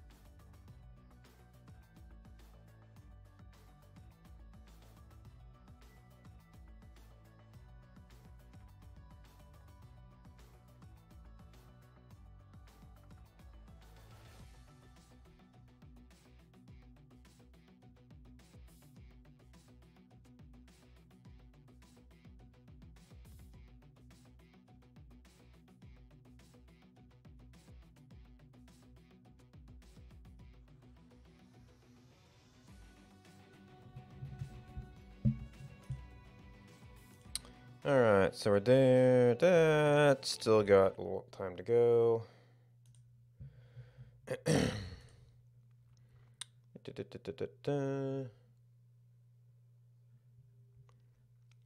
Let's do a quick checkup here.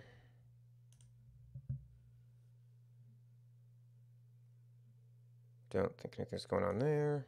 Cool.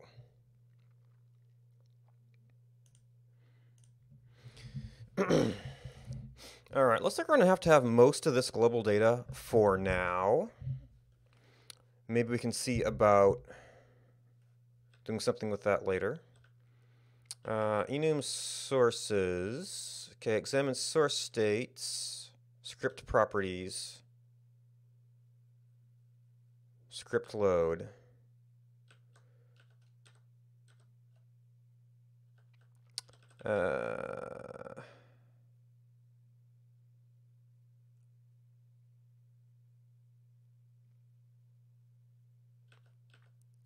Yeah, okay. So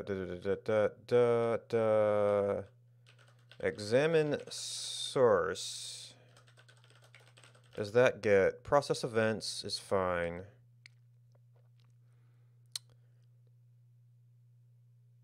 Source create and source destroy. Right now I'm just doing a global recheck. Can probably improve that. Script load, process event. So then we just got, where is that? So script load.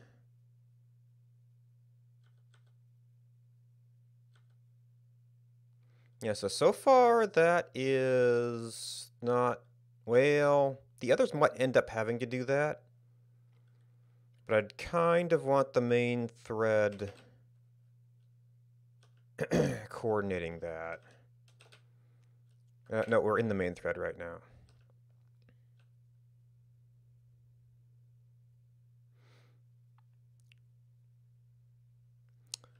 Set alarm visible is going to be main thread. Activate alarm, play alarm. Trigger alarm, set alarm. Dump rule.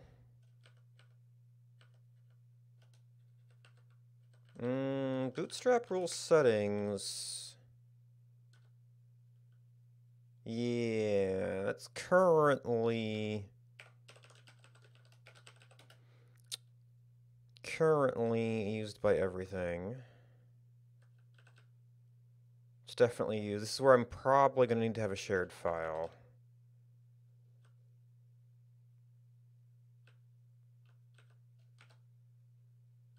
Script defaults, yep. Okay, that's definitely main.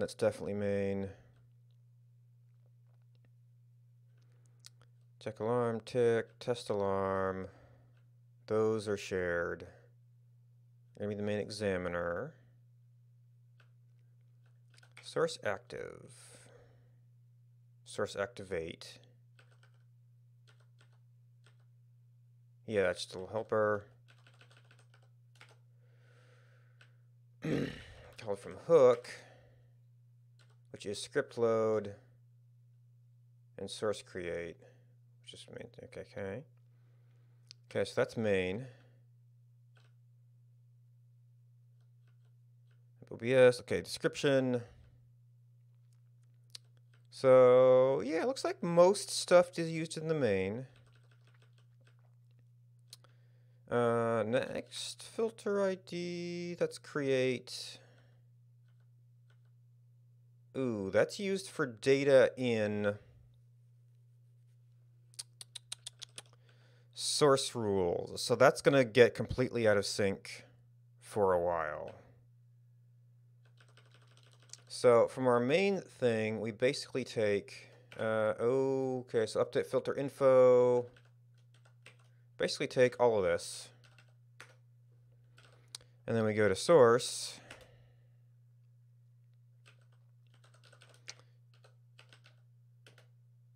So script, well, description we can leave the same.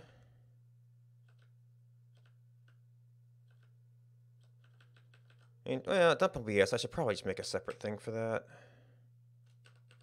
Description we can leave the same for now. They're going to need these shared functions for now. Script properties. These should have no properties.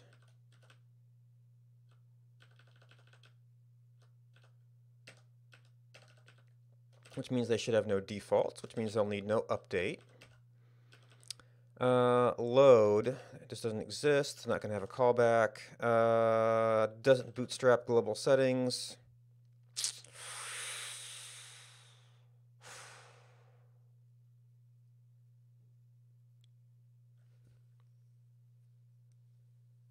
It's not going to load on, this is still going to get called on the main thread, and I generally don't want them doing things on the main thread.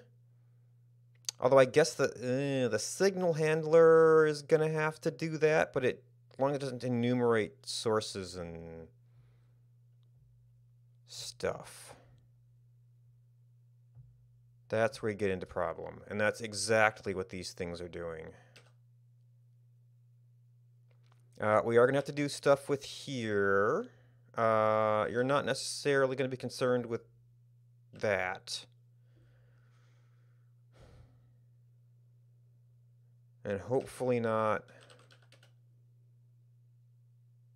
Well, hopefully not with that.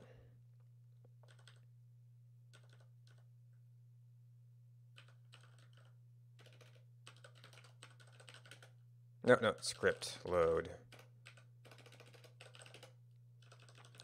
So we're going to have to do our signal hookup here.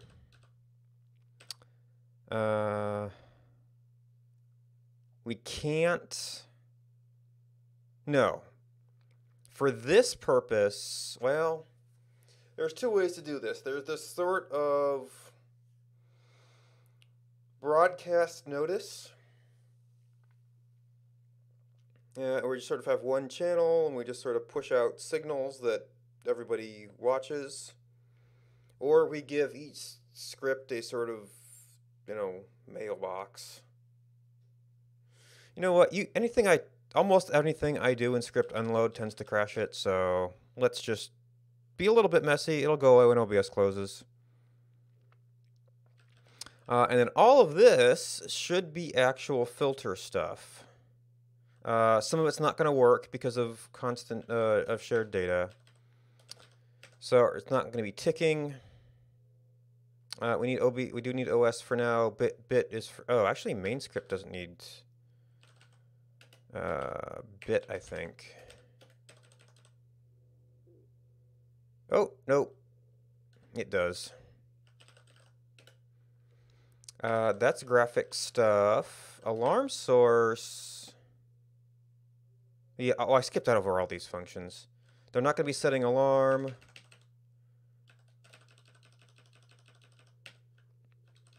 Yeah, they're not going to be activating alarm, playing alarm. I don't think they're going to be triggering alarms. They're not going to be setting the alarm.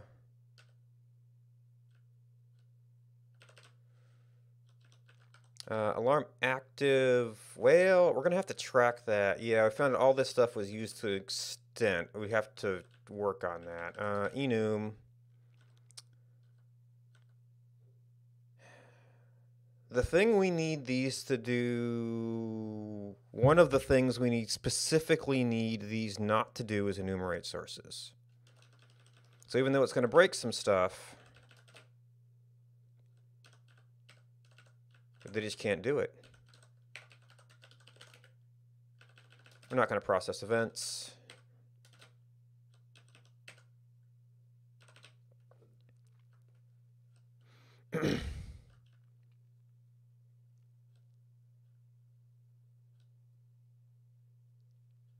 Your default settings, they are going to kind of need to run rule, which is going to run into some problems.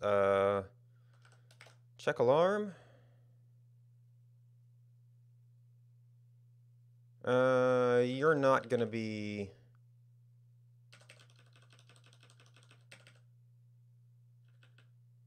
Yeah, that's going to be a problem. Update rules. Okay, so this is... Like, you're just not firing alarms. Sorry.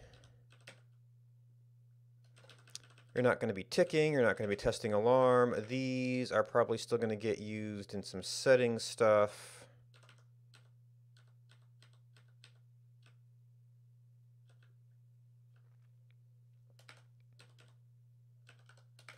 Source activate. We are currently hooking up create and destroy.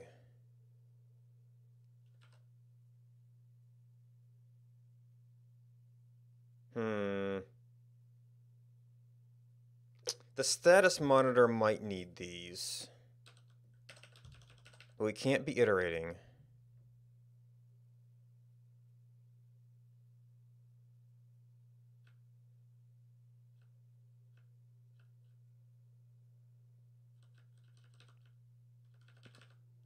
We're not going to have front-end events.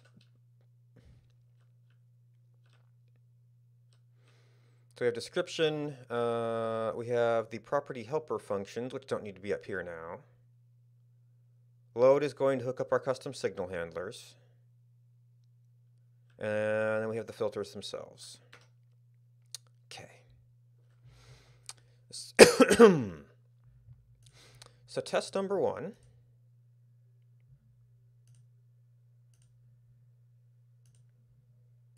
All right, done with you, done with you, done with you. The less problems, the better.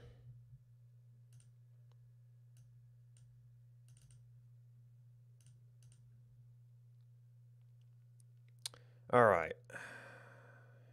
So does... This is very noisy right now.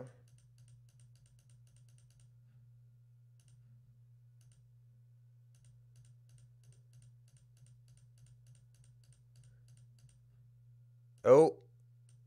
No, I guess I just... Okay. I thought it locked up. So immediately, we don't have a... Well, this frequently occurs when I come back to it after a while. So immediately, we don't have that problem.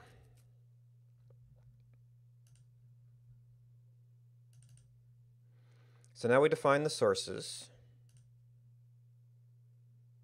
No properties. Okay. And that will allow this stuff to... Okay, all this information is... How does it have... This probably is old. And got disconnected. Oh, right. The stuff coming from the filters is fine. Default is messed up.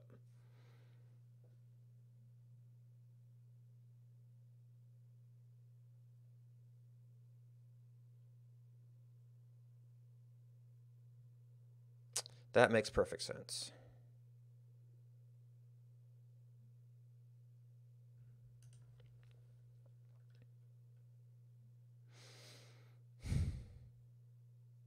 Okay. So what do we need? But we're not getting proper status information on this. Actually, this part is all within the same script. So step 1 would be, I guess, get status monitor.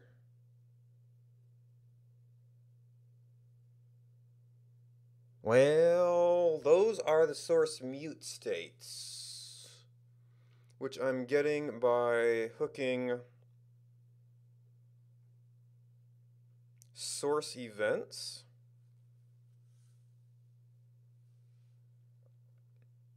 Well, okay, a signal is a signal.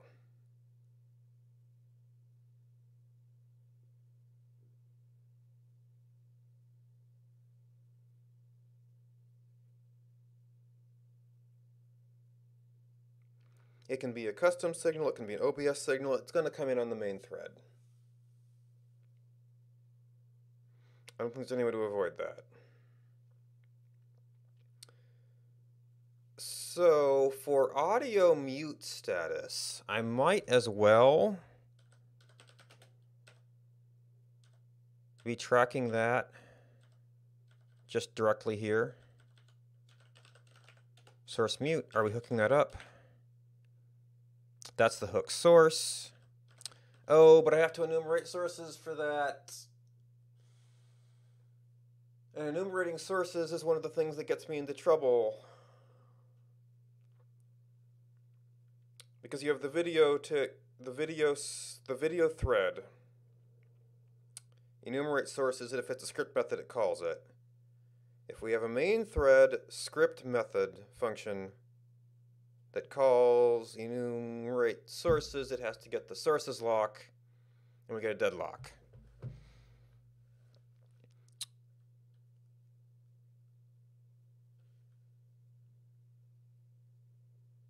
Oh, that's why I did it per source, because I only care about video sources.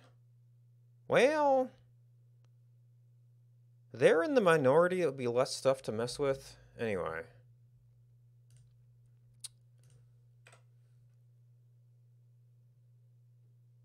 What am I looking at? Global signals.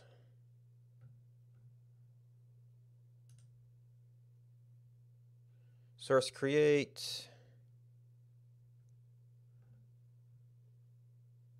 Yeah, so to get mute status, Even though it's all just source data, I can't enumerate that from the main thread. So we have to watch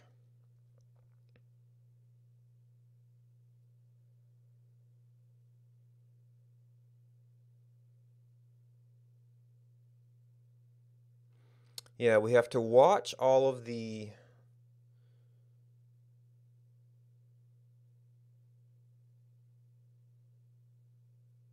no, the issue is the same script.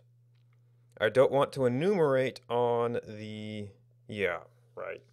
It gets confusing because I have a script that intends to run mainly on the main thread, but, that probably won't do anything on the video thread. And I have a script that intends to run primarily on the video thread, but parts of it are still going to run on the main thread. So we just have to kind of minimize that stuff to minimize thread conflicts. So we have to hook, so the main script is going to have to send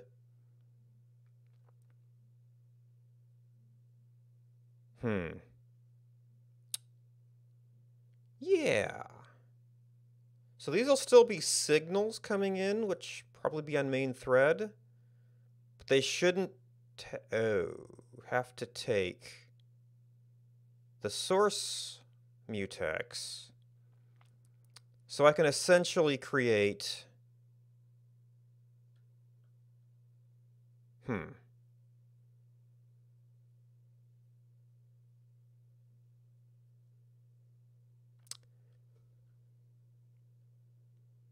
Do I need the sources mutex?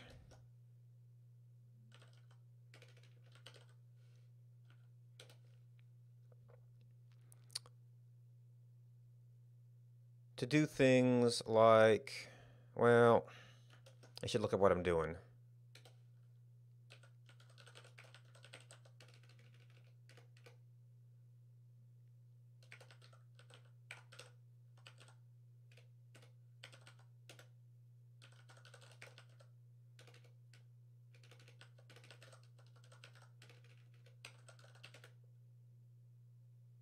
No, source.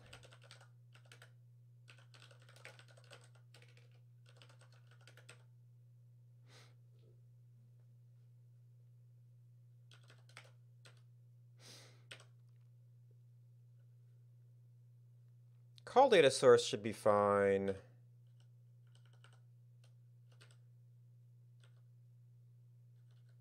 Right, video status.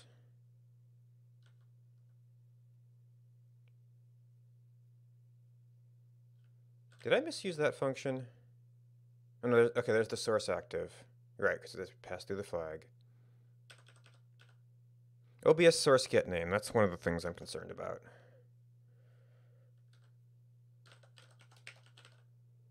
Does that take any mutexes? That's only a read, so probably not.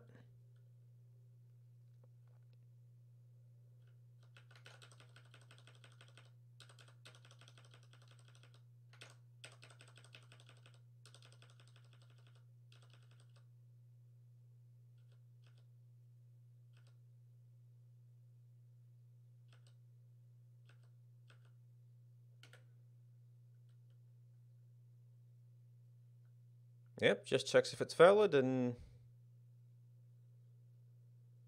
returns it. So there's no danger there.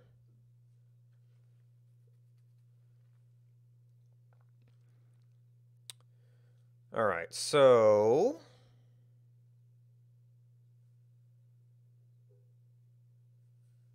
I can actually have a signal. It's like my own signal, source active, that does, and actually I could digest that to like name state,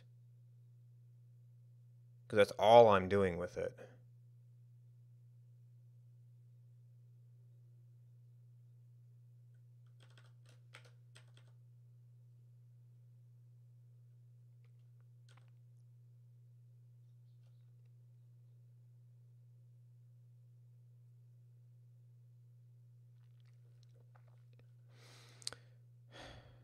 Okay. So cross.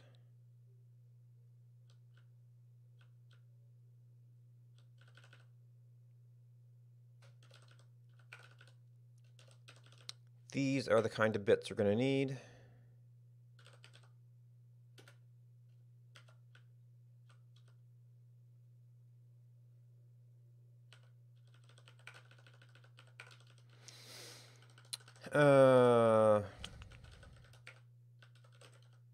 Oh, these are going to a global handler, though. So this is going to have to be... I think these are... Well, they are kind of declaring C functions.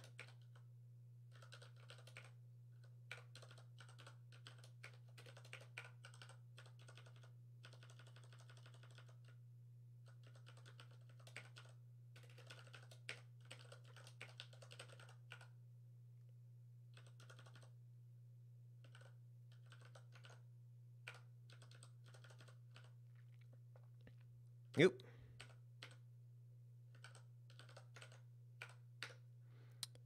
Now this, however, is going to have... Now that says PTR source, so I'm going to need to look back at how...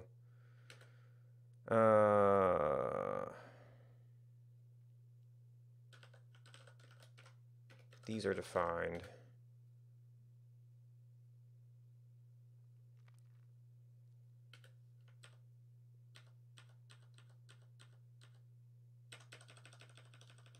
Okay, wrap is not interesting. I need the actual code.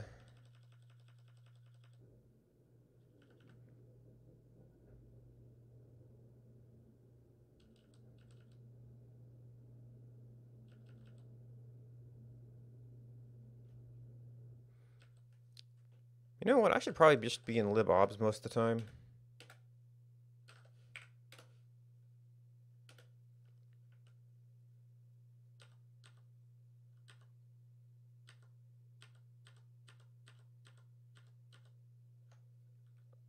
Oh, yeah, it actually is PTR in out string. This is not a straight up C declaration. Interesting. So this is going to be string name, I presume, bool?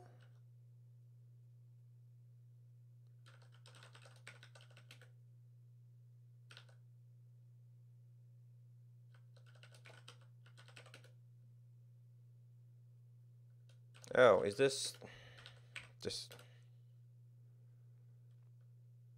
Right as I switch over to here,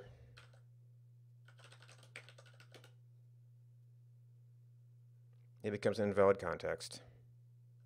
Or I'm just using the wrong name.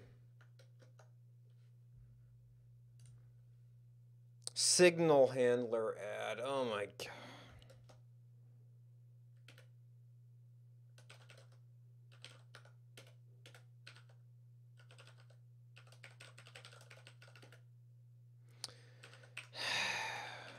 Okay. Helps if you type. Parse decal string.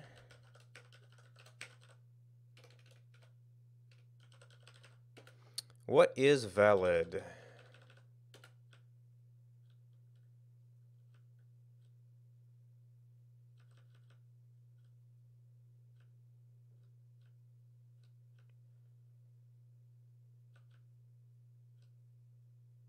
CF parser init.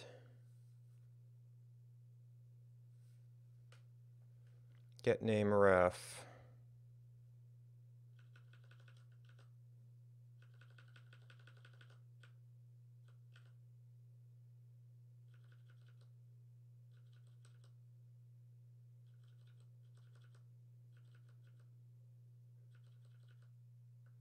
Parse params.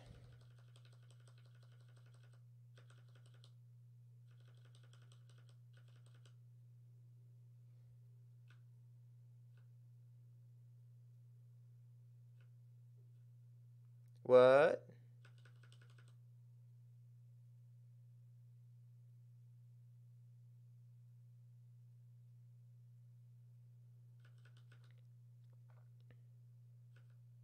Parse param.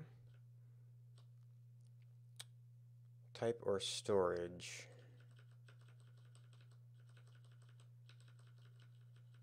Parameter name.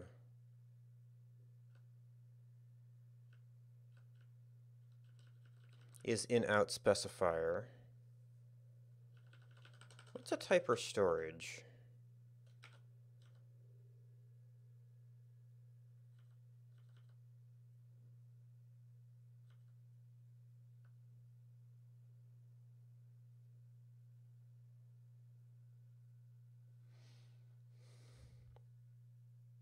So is this pure documentation? I mean, we're parsing it.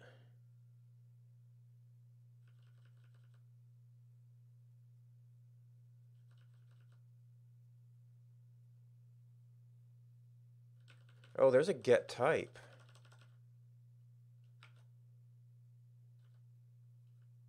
Ah, okay, so bool is a valid type.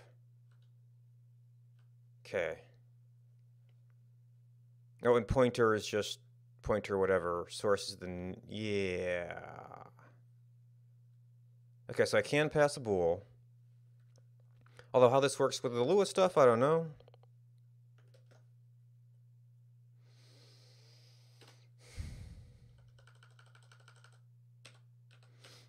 So we are going to have string name bool active.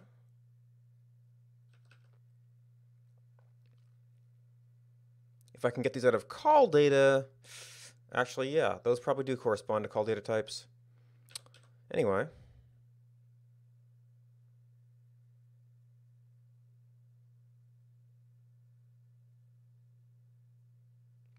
Oh, I'm gonna have to pull them out of call data again, but that saves me doing all the, pulling out the name and stuff in the downstream ones.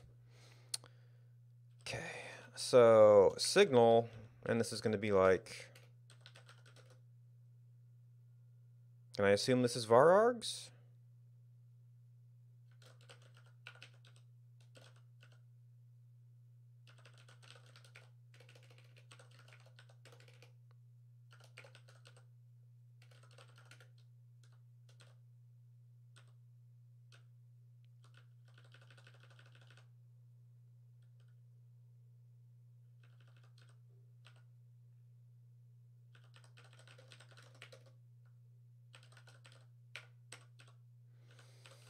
Okay, local name equals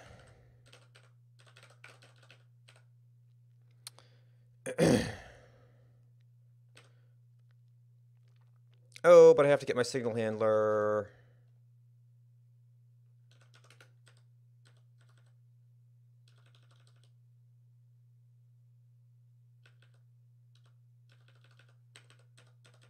That's the only annoying part.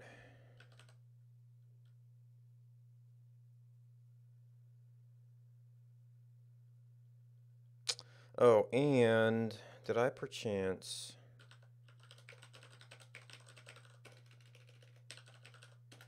lose a release on this? Ladder connect.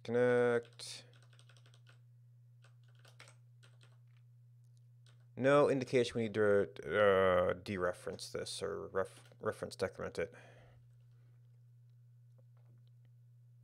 Probably shouldn't hold on to a global instance of it, even though OBS signal handler probably is the same. Also, this, if we ever run it again, we're not pulling that out.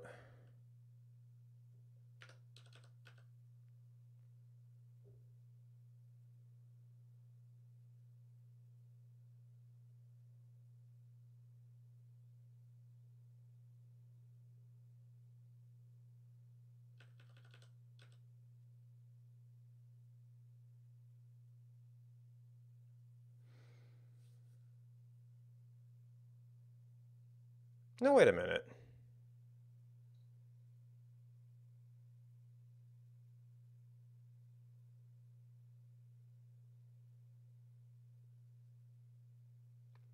Source active. Oh, but the issue here is that this is doing off source activate.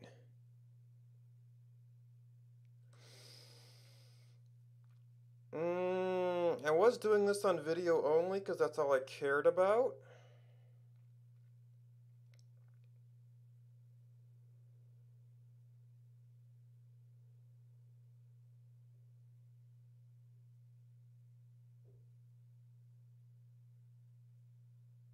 But I could just do those as global signals. They wouldn't have to be enumerated.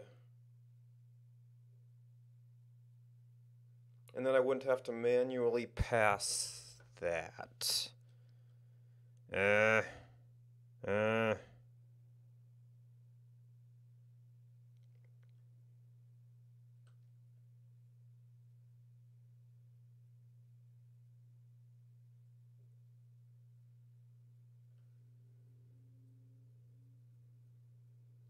And the more I do those things the same in both sides, the better.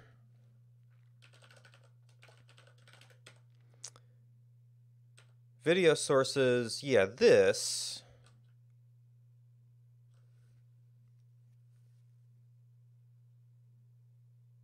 Only puts it in there if it's video, and then that only updates it. Yeah, you know what?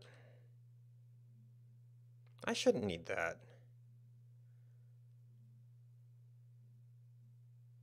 I'm technically doing extra work if you activate and deactivate stuff.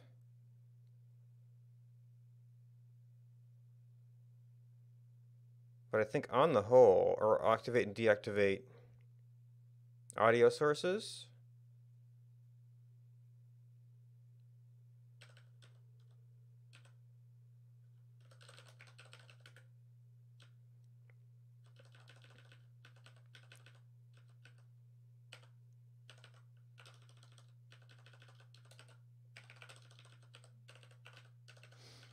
So take that for now.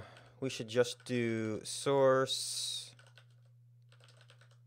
activate, source deactivate,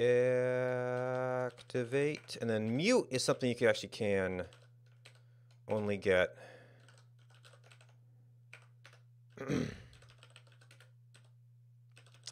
from the source itself.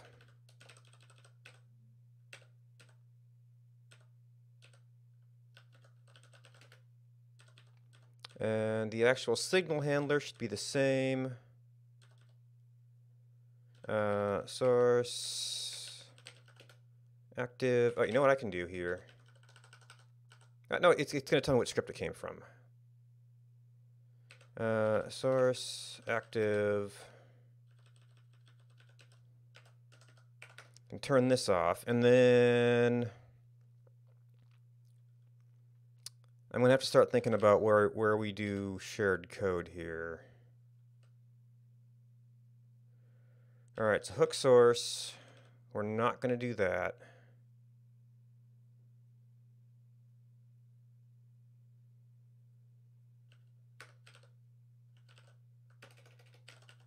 OBS script load is going to need, I don't know about create and destroy.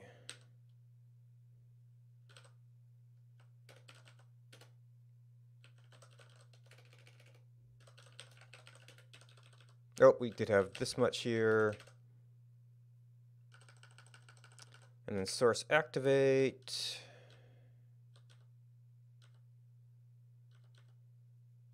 There's actually source active. I mean, pulling out the name wouldn't be a bad thing.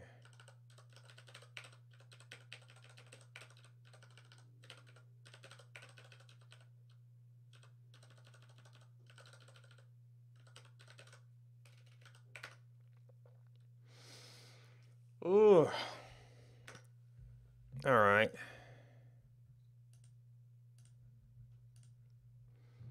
Candidates for common code. All right, so actually, you're fine.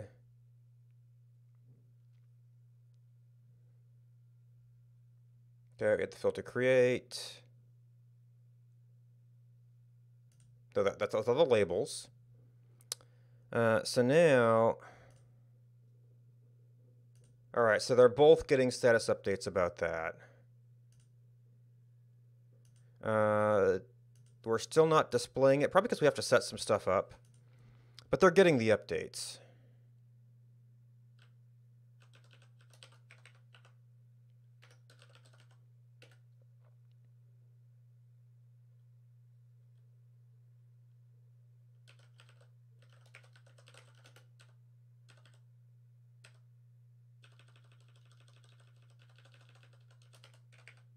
Oh, and we don't need that.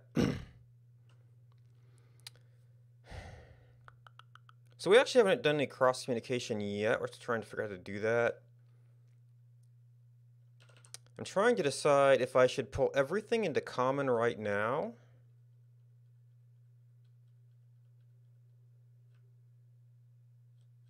Well, a bunch of stuff into common.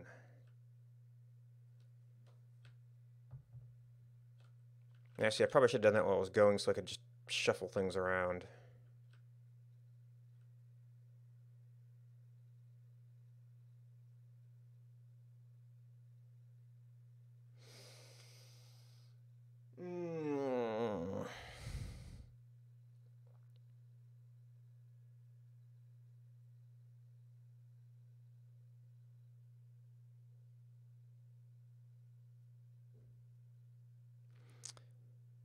I expect more differences to develop, but I'm already starting to feel some pain from duplicating things.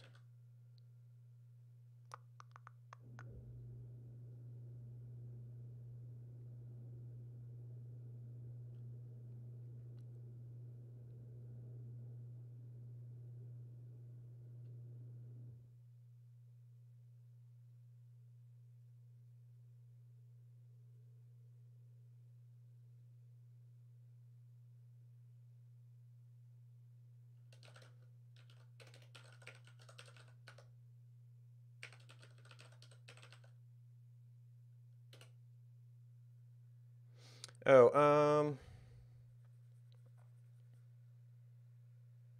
I mean, I guess it would be good to kind of keep track of this as we go.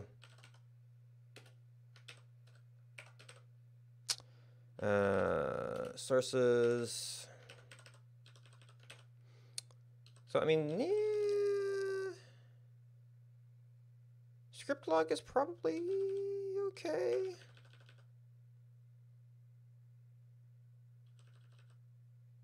Yeah. All right, so right now, these are all shared. I don't know if they're all going to end up shared, but I should probably keep track of the fact that they are.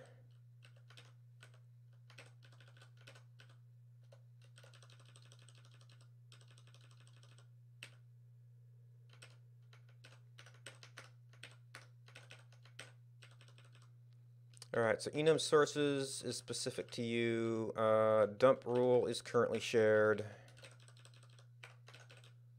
Let's just run us down to there.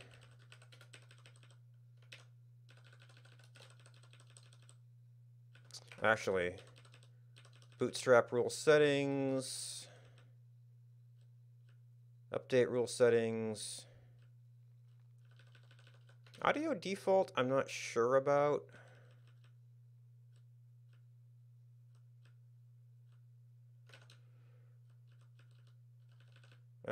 Okay, so as a block, that was a dump rule.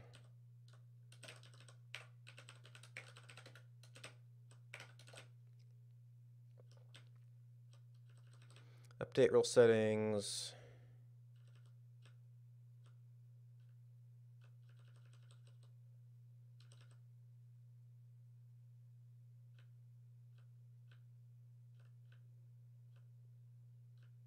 Yeah, we didn't get to run a rule here.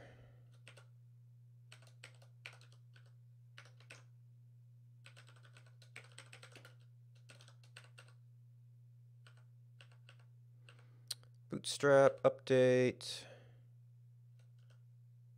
Okay, audio default settings is shared. And then that one hits process events.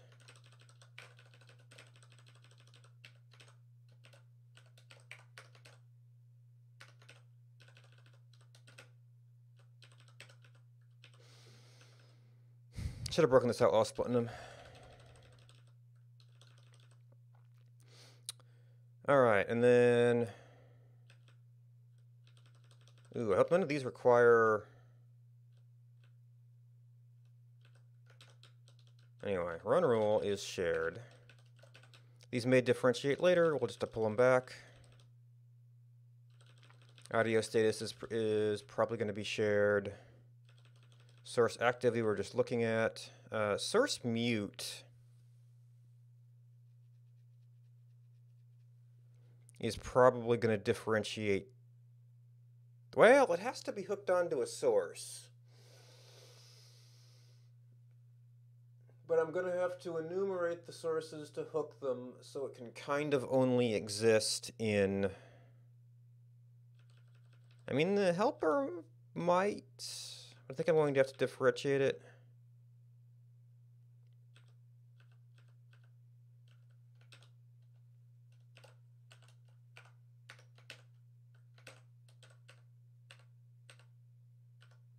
Oh, wait, we go run rule to check alarm.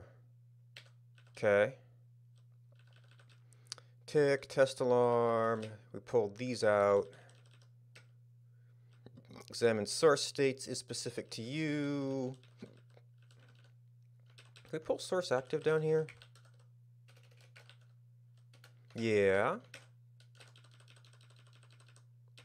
And then source mute is the one that is debatable. Because I'll probably end up having to drive this with an event, but then the event handler is going to have to deal with that.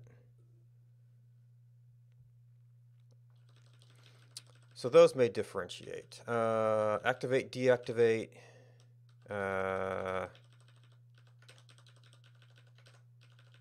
For now, we're getting that globally in both of them.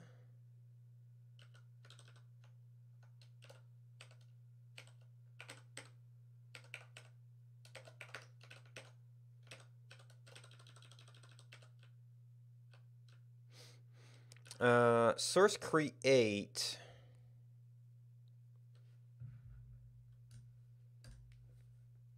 That is a global signal.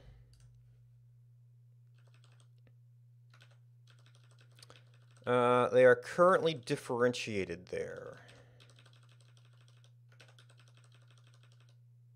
Front-end event is obviously that. Hook source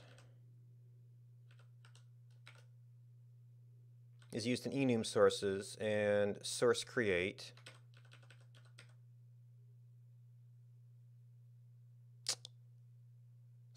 is differentiated. Oh, and there's mute. So that just can't enumerate it? So that's an uncomfortable little bit. And then we're into this stuff. So actually that might kind of take care of that stuff. So now I'm probably going to end up having some function dependence issues.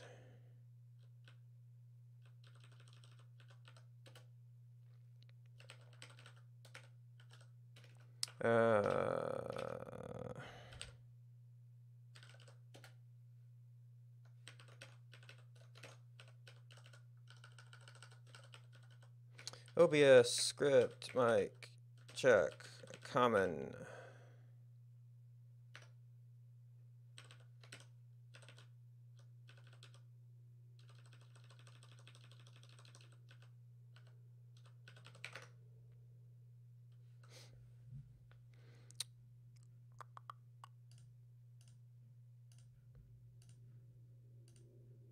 Yep. Attempting to index local rule.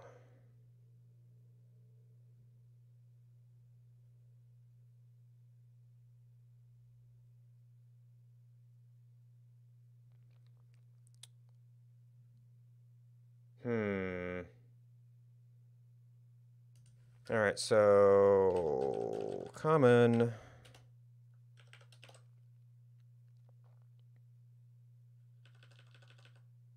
Rule settings. Oh, because I defined everything as local. So common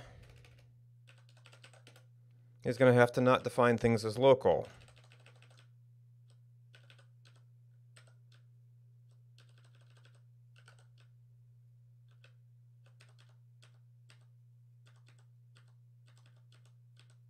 The real error there is that default settings was not globally available.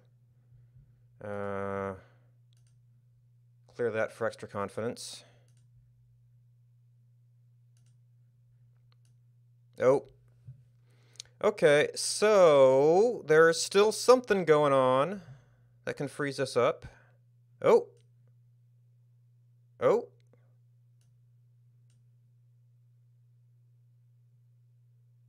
This might be the kind of thing that OBS crashes or catches, we'll see.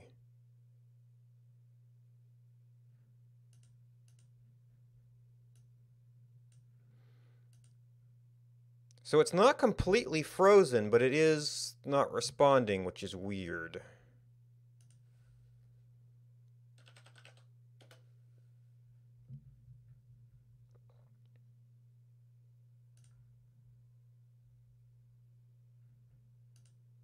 No crash yet.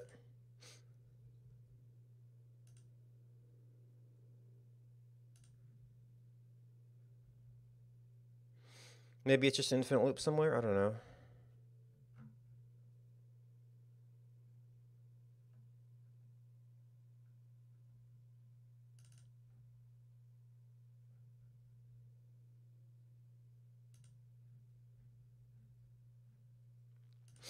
All right, so the main thread.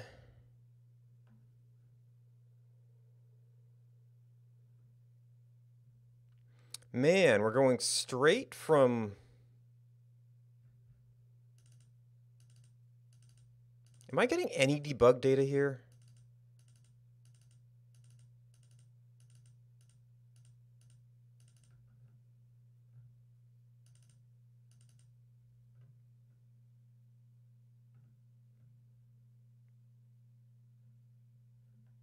Because this just looks so different.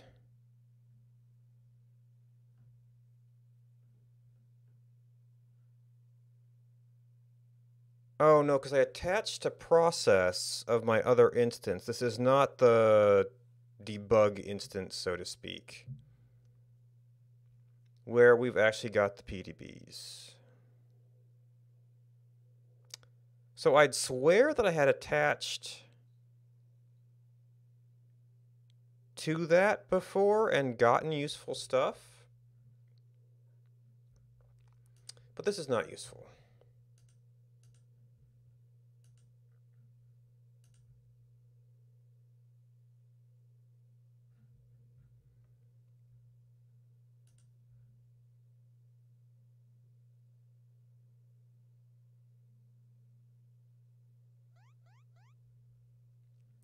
Okay, and your alarm source was on.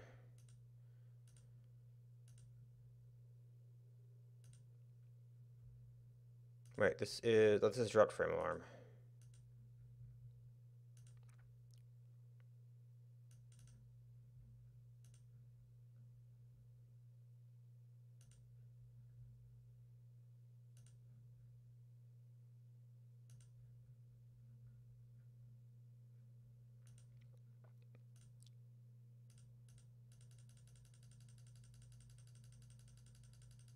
Now, I'm not seeing any creates here, so that might be affecting that.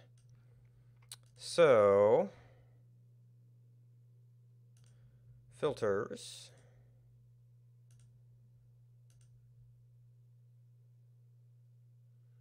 Oh.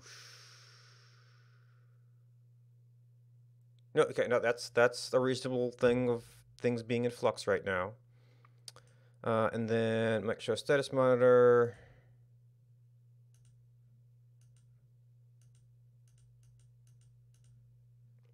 Oh, just creating the status monitor causes issues.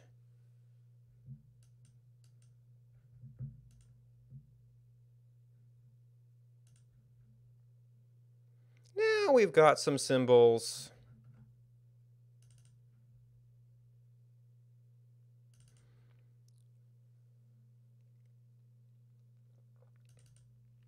Okay, mutex lock on the graphics device context? No, it's actually the graphics mutex still.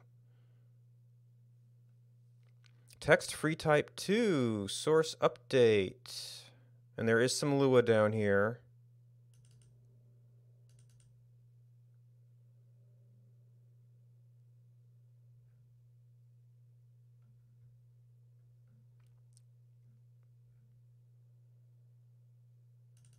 Source create, source update. Create from file, create. Create private.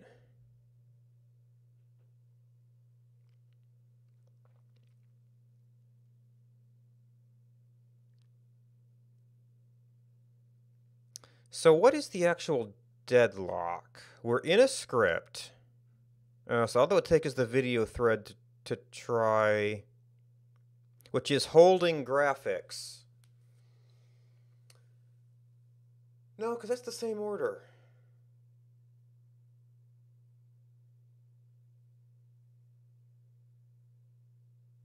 Well, source create.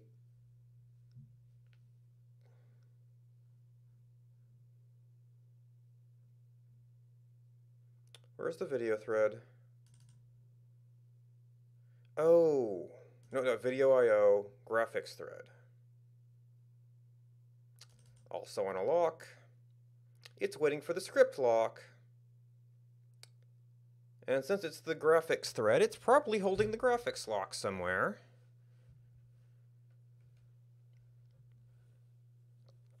But that should be the same acquisition order, right?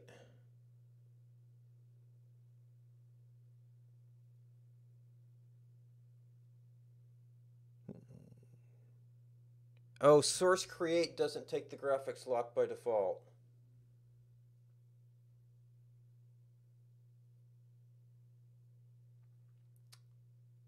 So that's always been there. We've just never hit it before.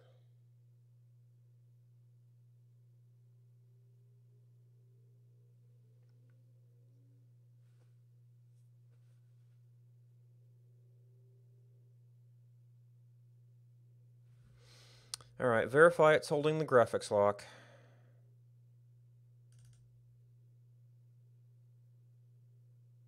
Filter mutex.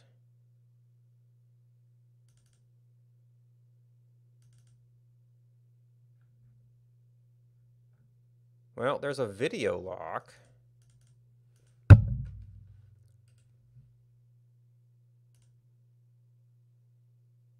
Well, video mutex, main render. No. Render video? No. Source release.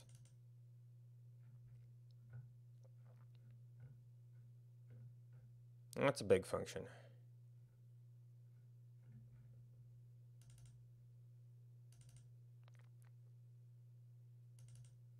Render video. A little bit of recursion here. Channels mutex. Main texture.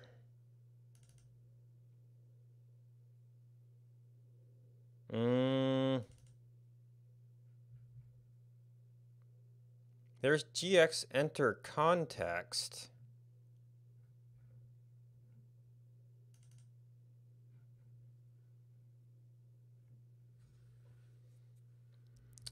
But I'm missing where it takes the actual graphics mutex.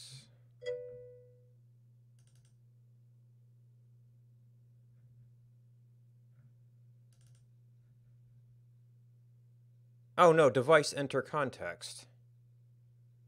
Oh no, Pizza. graphics. Oh, GS enter context, which has to take the mutex. So we have the video thread is in our thread graphics equals graphics.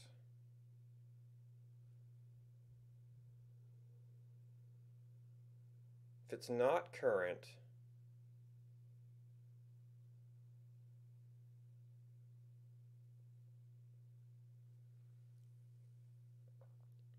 GS leave context.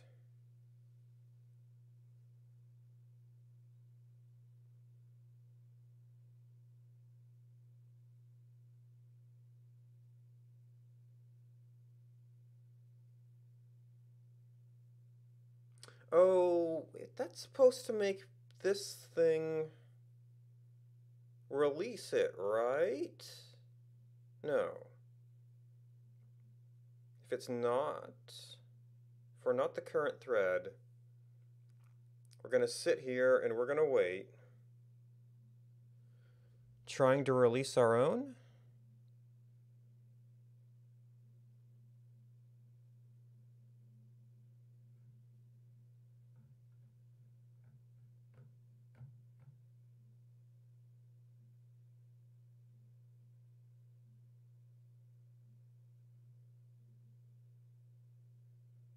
I don't know what GS valid means.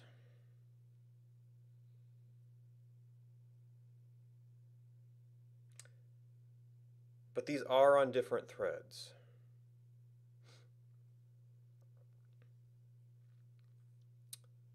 I wonder if, I wish I could see the Lua code behind this.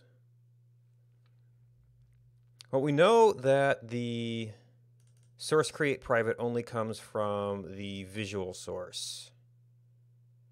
Where is our graphics thread?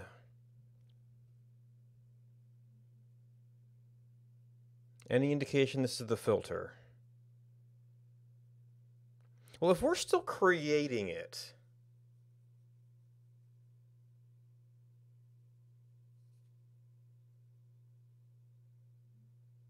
and in fact, there are multiple recursions of render video here.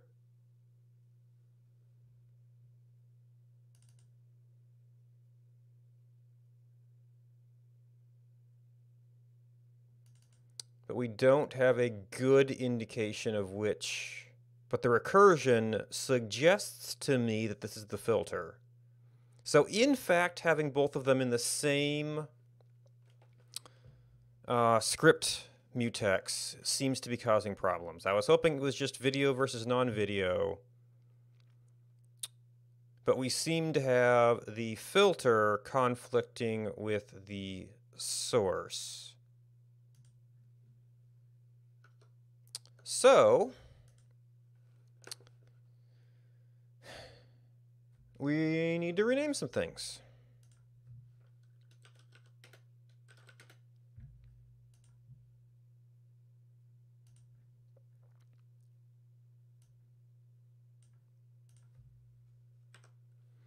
All right, so we're going to have one for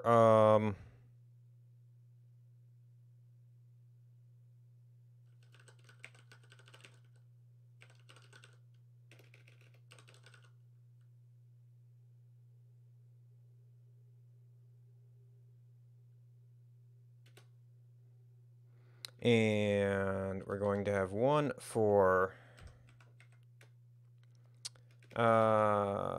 status monitor.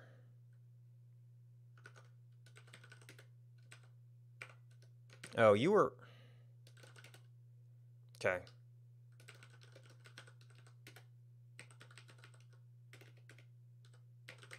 Monitor.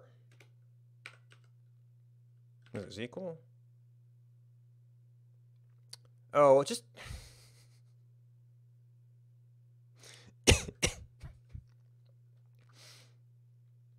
it's just complaining because it looks like at the beginning of a sentence. Okay.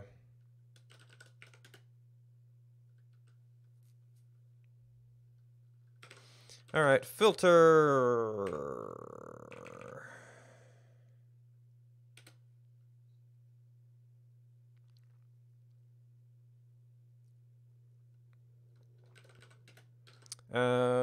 Monitor. All right, well, one thing we can say for certain is that status monitor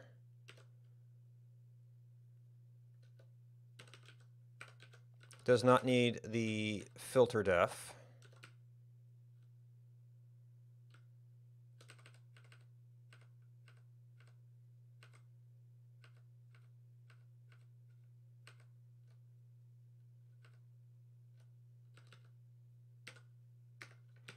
And that filter does not need the source def.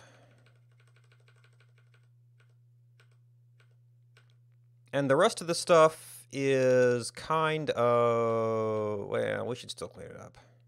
Source def.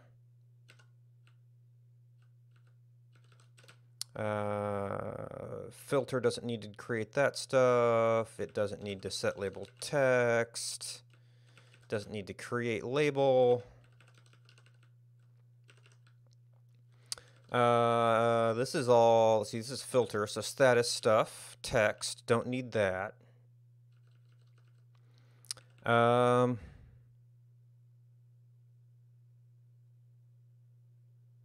don't think filter needs source mute. Doesn't need to track any events, so it doesn't need to hook anything. And this will eventually have to clean up. This does have the audio properties.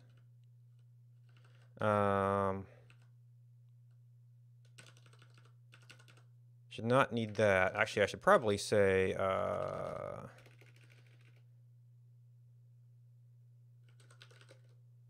script filter load.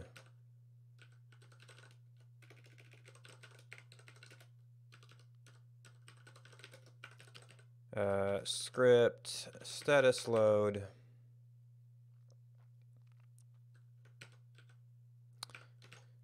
So now you, I don't think have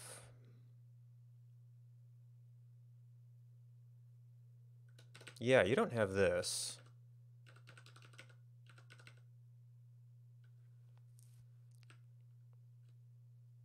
You're going to be tracking stuff. You're going to be creating labels.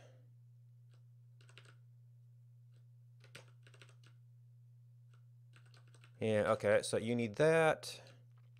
You might need the source muting and hooking, and then we're into the definition. All right.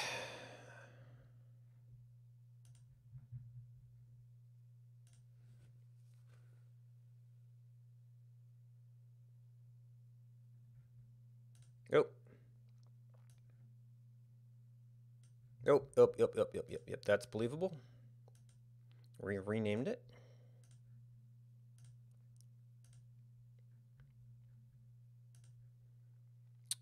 So we had the source settings filter,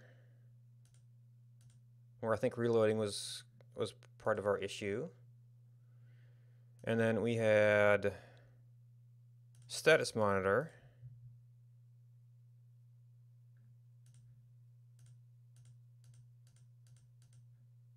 Okay. No immediate issues with that.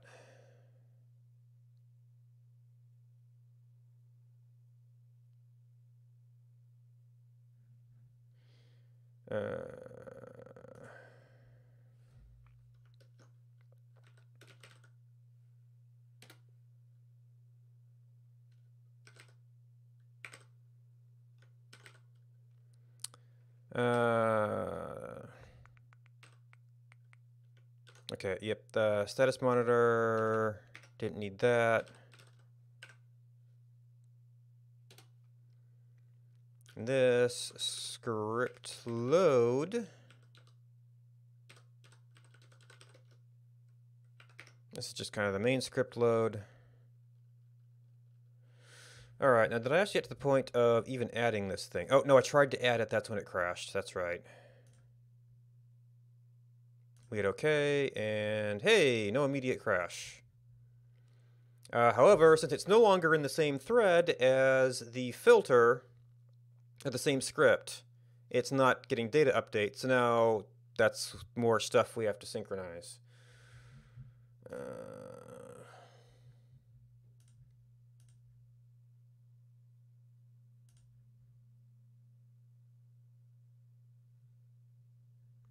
Okay, still good there.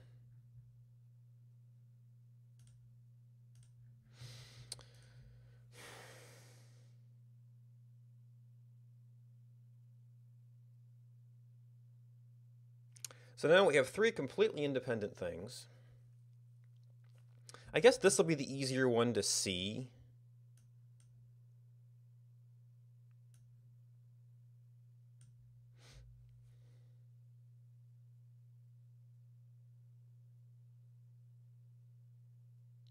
So we're already getting, because we have default rule, that information. So where is main script at some point updates the default name?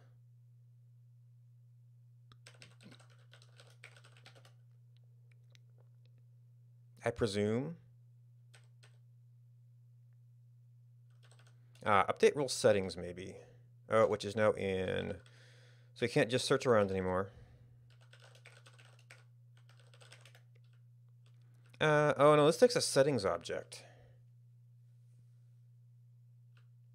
Oh, this does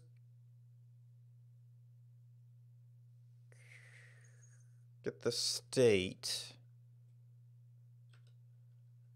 of it. Oh, no, it's a OBS data gets. Oh yeah, source name, and that's just a thing I did.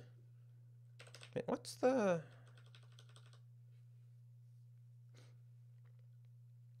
Why is that a 1? Oh, it has no name. Surprised it's even a 1.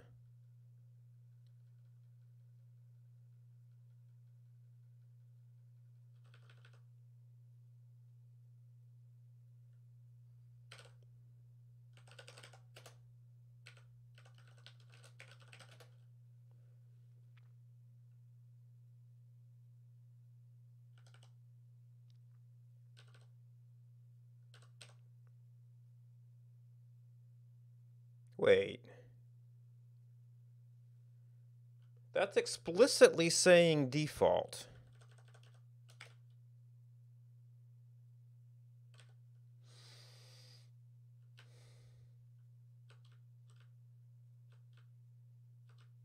In my video render.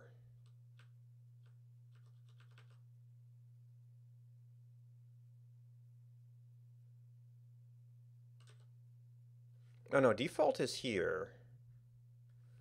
Oh, maybe my settings have been all scrambled from...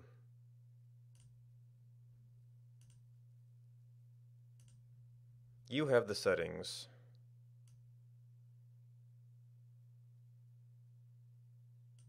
Oh, because there's actually nothing to find.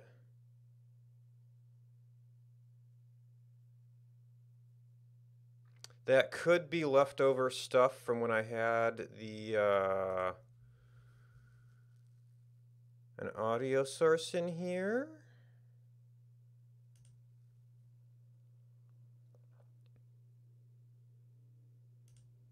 So that's an interesting case to consider.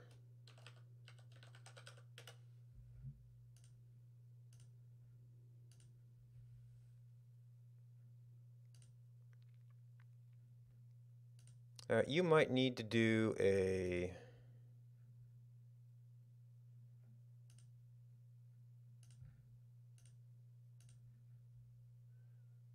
So, status.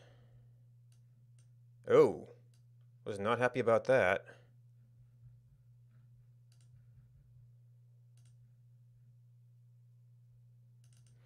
So main thread, context, this is one I might not be able to get rid of.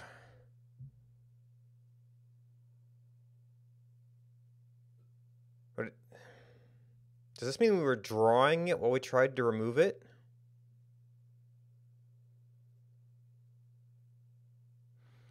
So we're going to have a script lock. Now it's not as obvious which script anymore. Yeah, reload script, script reload. We have context mutex, which the context for this is the source's mutex.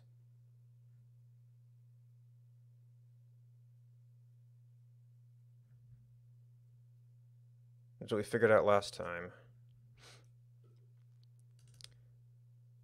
We're trying to get the definition mutex of the Lua source while holding the source's mutex.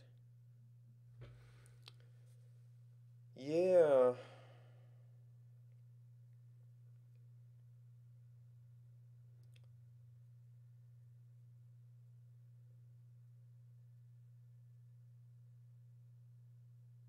So this is more of a direct conflict that maybe we should think about fixing at some point in doing a patch to OBS, because this is, just if you reload a script-defined source while it's trying to do a status update, tough.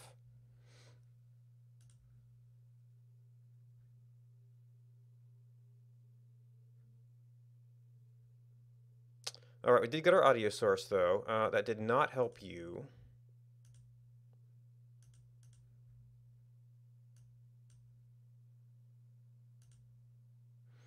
And this is alarm if mute and nothing else is going on. Alarm if all muted to get more like a real scenario. And obviously that data is, okay, yeah, none of that data is going to get back to here. So that's,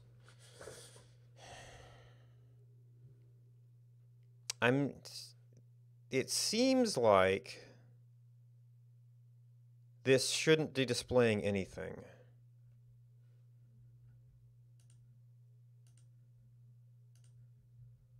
Oh, wait, we can say mic check status monitor. Created one.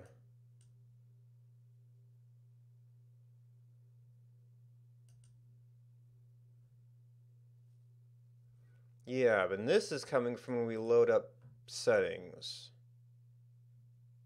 You're getting a little bit of stuff. You're getting nothing. So why are you showing a 1?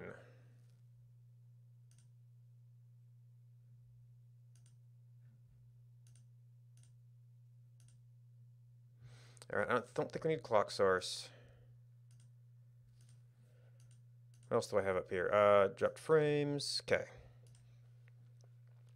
So status monitor. Why are you drawing a 1? It's the default rule. It's a status item.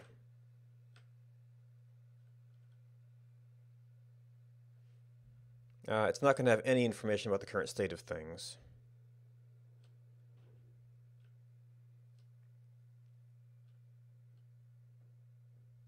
Oh, maybe because it has no audio sources.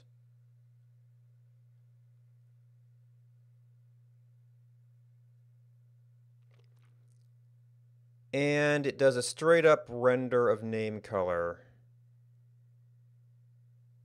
Well, no, this is something that does that.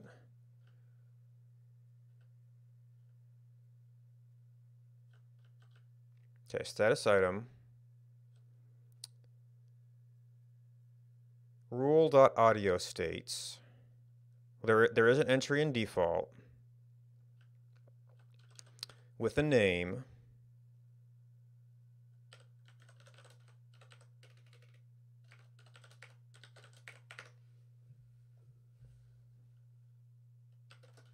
I think status is printable.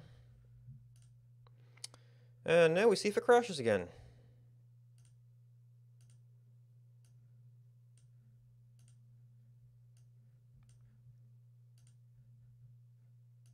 Oh man, why is it?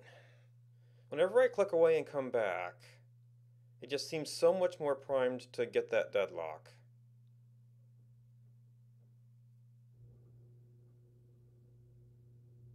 So this is just that undefinition lock. It tries to remove the context while we're checking video tick.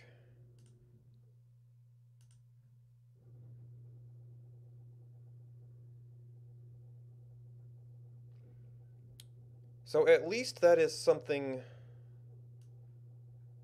that only affects reloads and shouldn't affect users. Local status, a table value. Oh.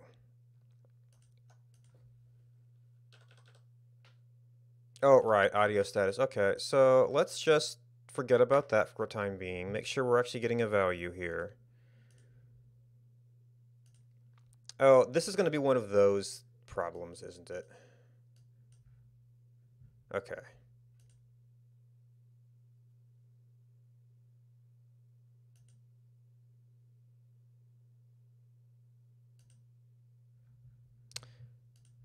Okay, never mind. Oh, such spam.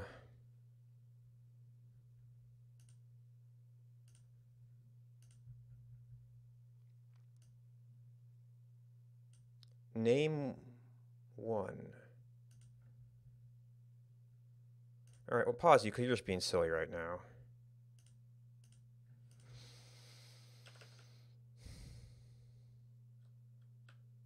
Oh, wait, what are we iterating over? Iterating over?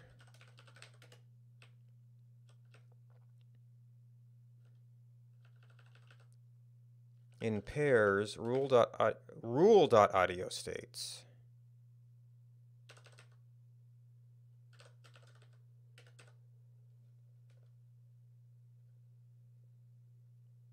Oh. Did I put too many brackets in there?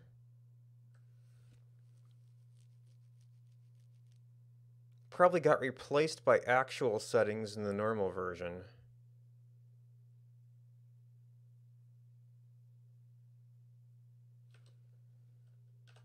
That looks like one too many brackets.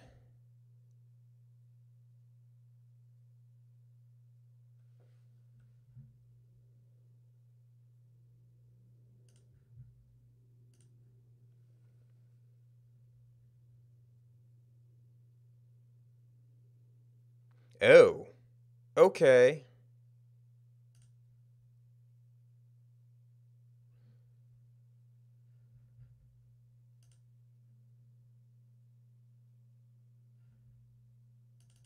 That's OBS source get name by name, right?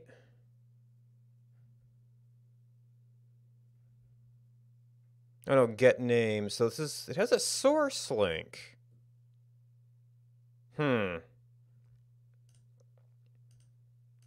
Alright, so I have to re-examine how I'm using this.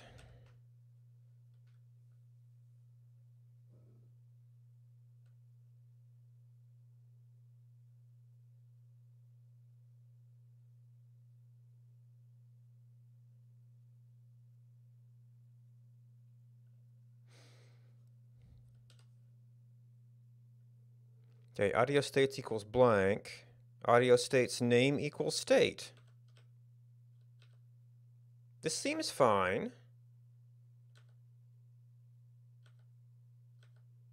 The brackets were actually kind of a bad thing before.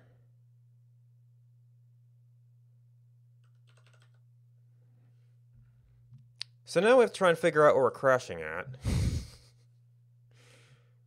Because this don't tell me squat.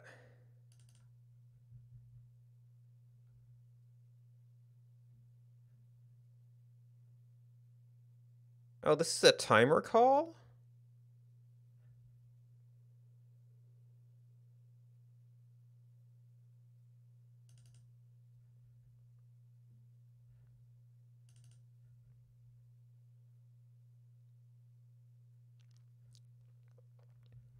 So was my other bit using it differently?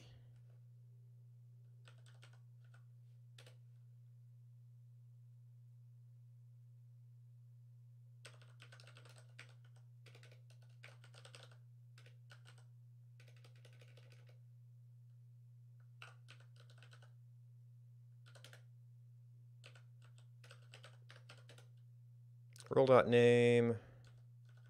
This thing isn't even using it.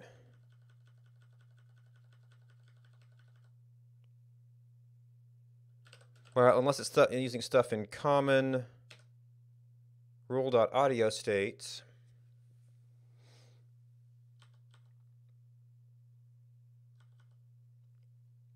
Equals a blank table. Table.name equals state.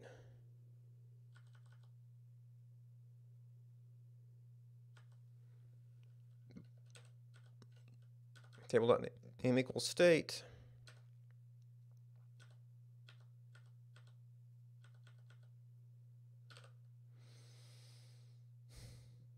Well, we can try. Well, no.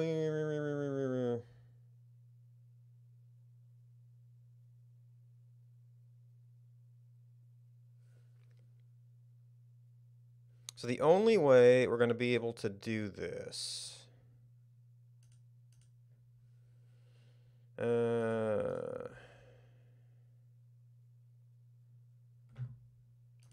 to muck around with the data.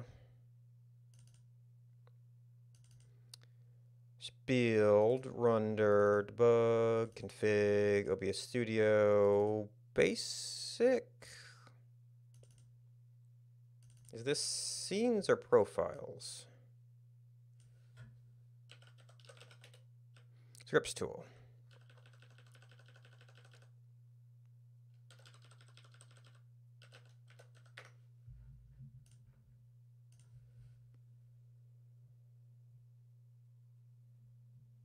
Okay, so it is not the main script.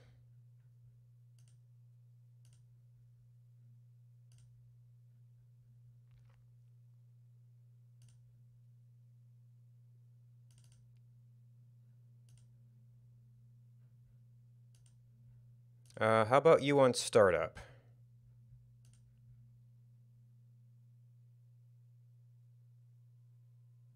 Okay.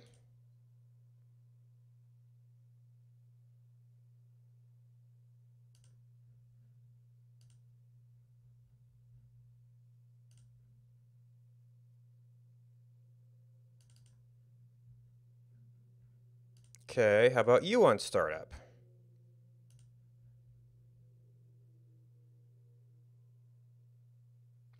Oh boy, one of those kind of bugs. Okay, but we got our name back. So our starting data is at least correct. So that was a little curiosity, and now this is going to have to be a branch, isn't it? All right, get check out -b.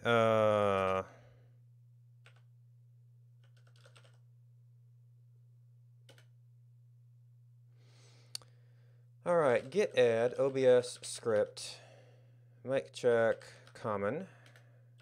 Get add OBS script mic check source settings filter. Get add OBS script mic check status monitor.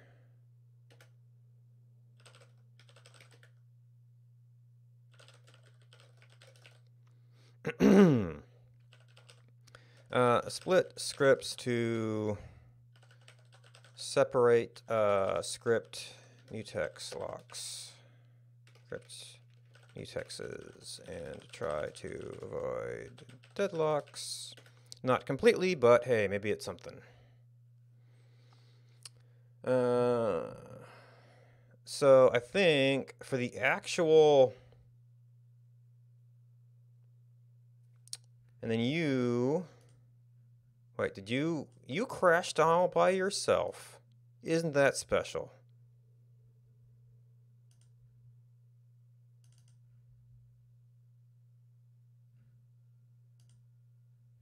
Or maybe not? Nope.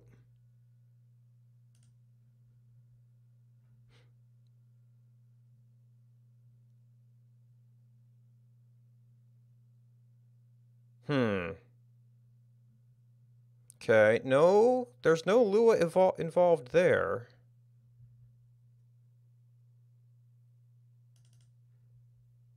There is Lua involved here.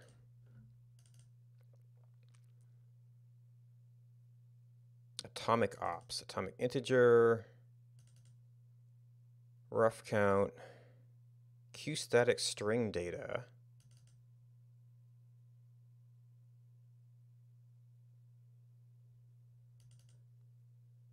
So it died trying to script log something? Oh, you know what? I probably still got the spammy one in there.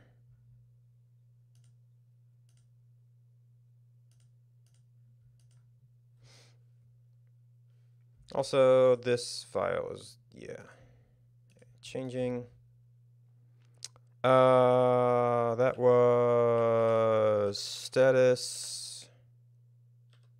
Yeah.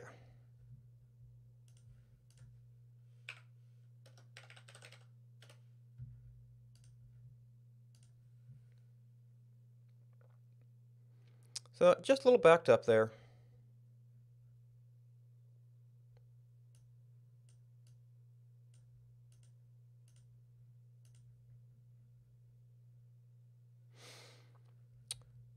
All right, and then probably I'm going to have to start getting into messaging.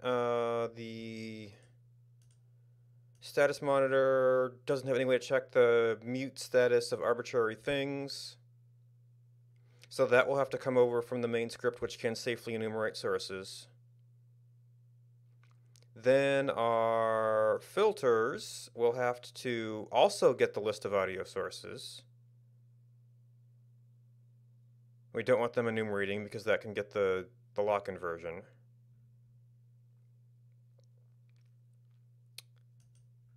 And then they just have to communicate their settings, which will get picked up by both the alarm checker and the status monitor.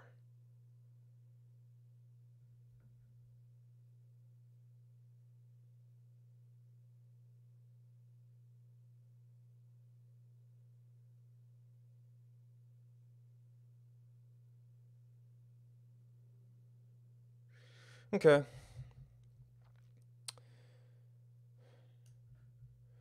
That is, it's going to be lunchtime for me. So that is going to be it for now.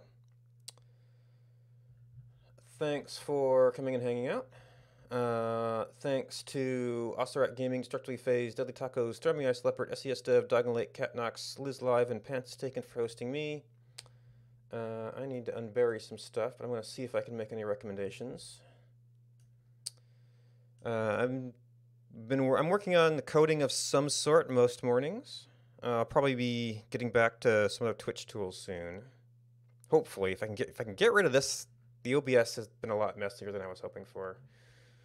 But yeah.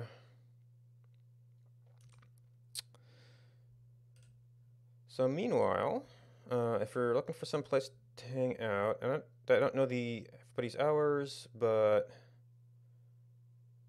definitely not wrapping up right now. So if you're looking for someplace cool to hang out, Soul Sorcerers, which I know at one time was working on a game by that name. It's doing something with encryption right now. I don't know if that's for the game or just for kicks. But he's somebody I've watched before. And if you're certainly from someplace cool to hang out, that's someplace cool to hang out. Thanks for hanging out with me. Bye for now.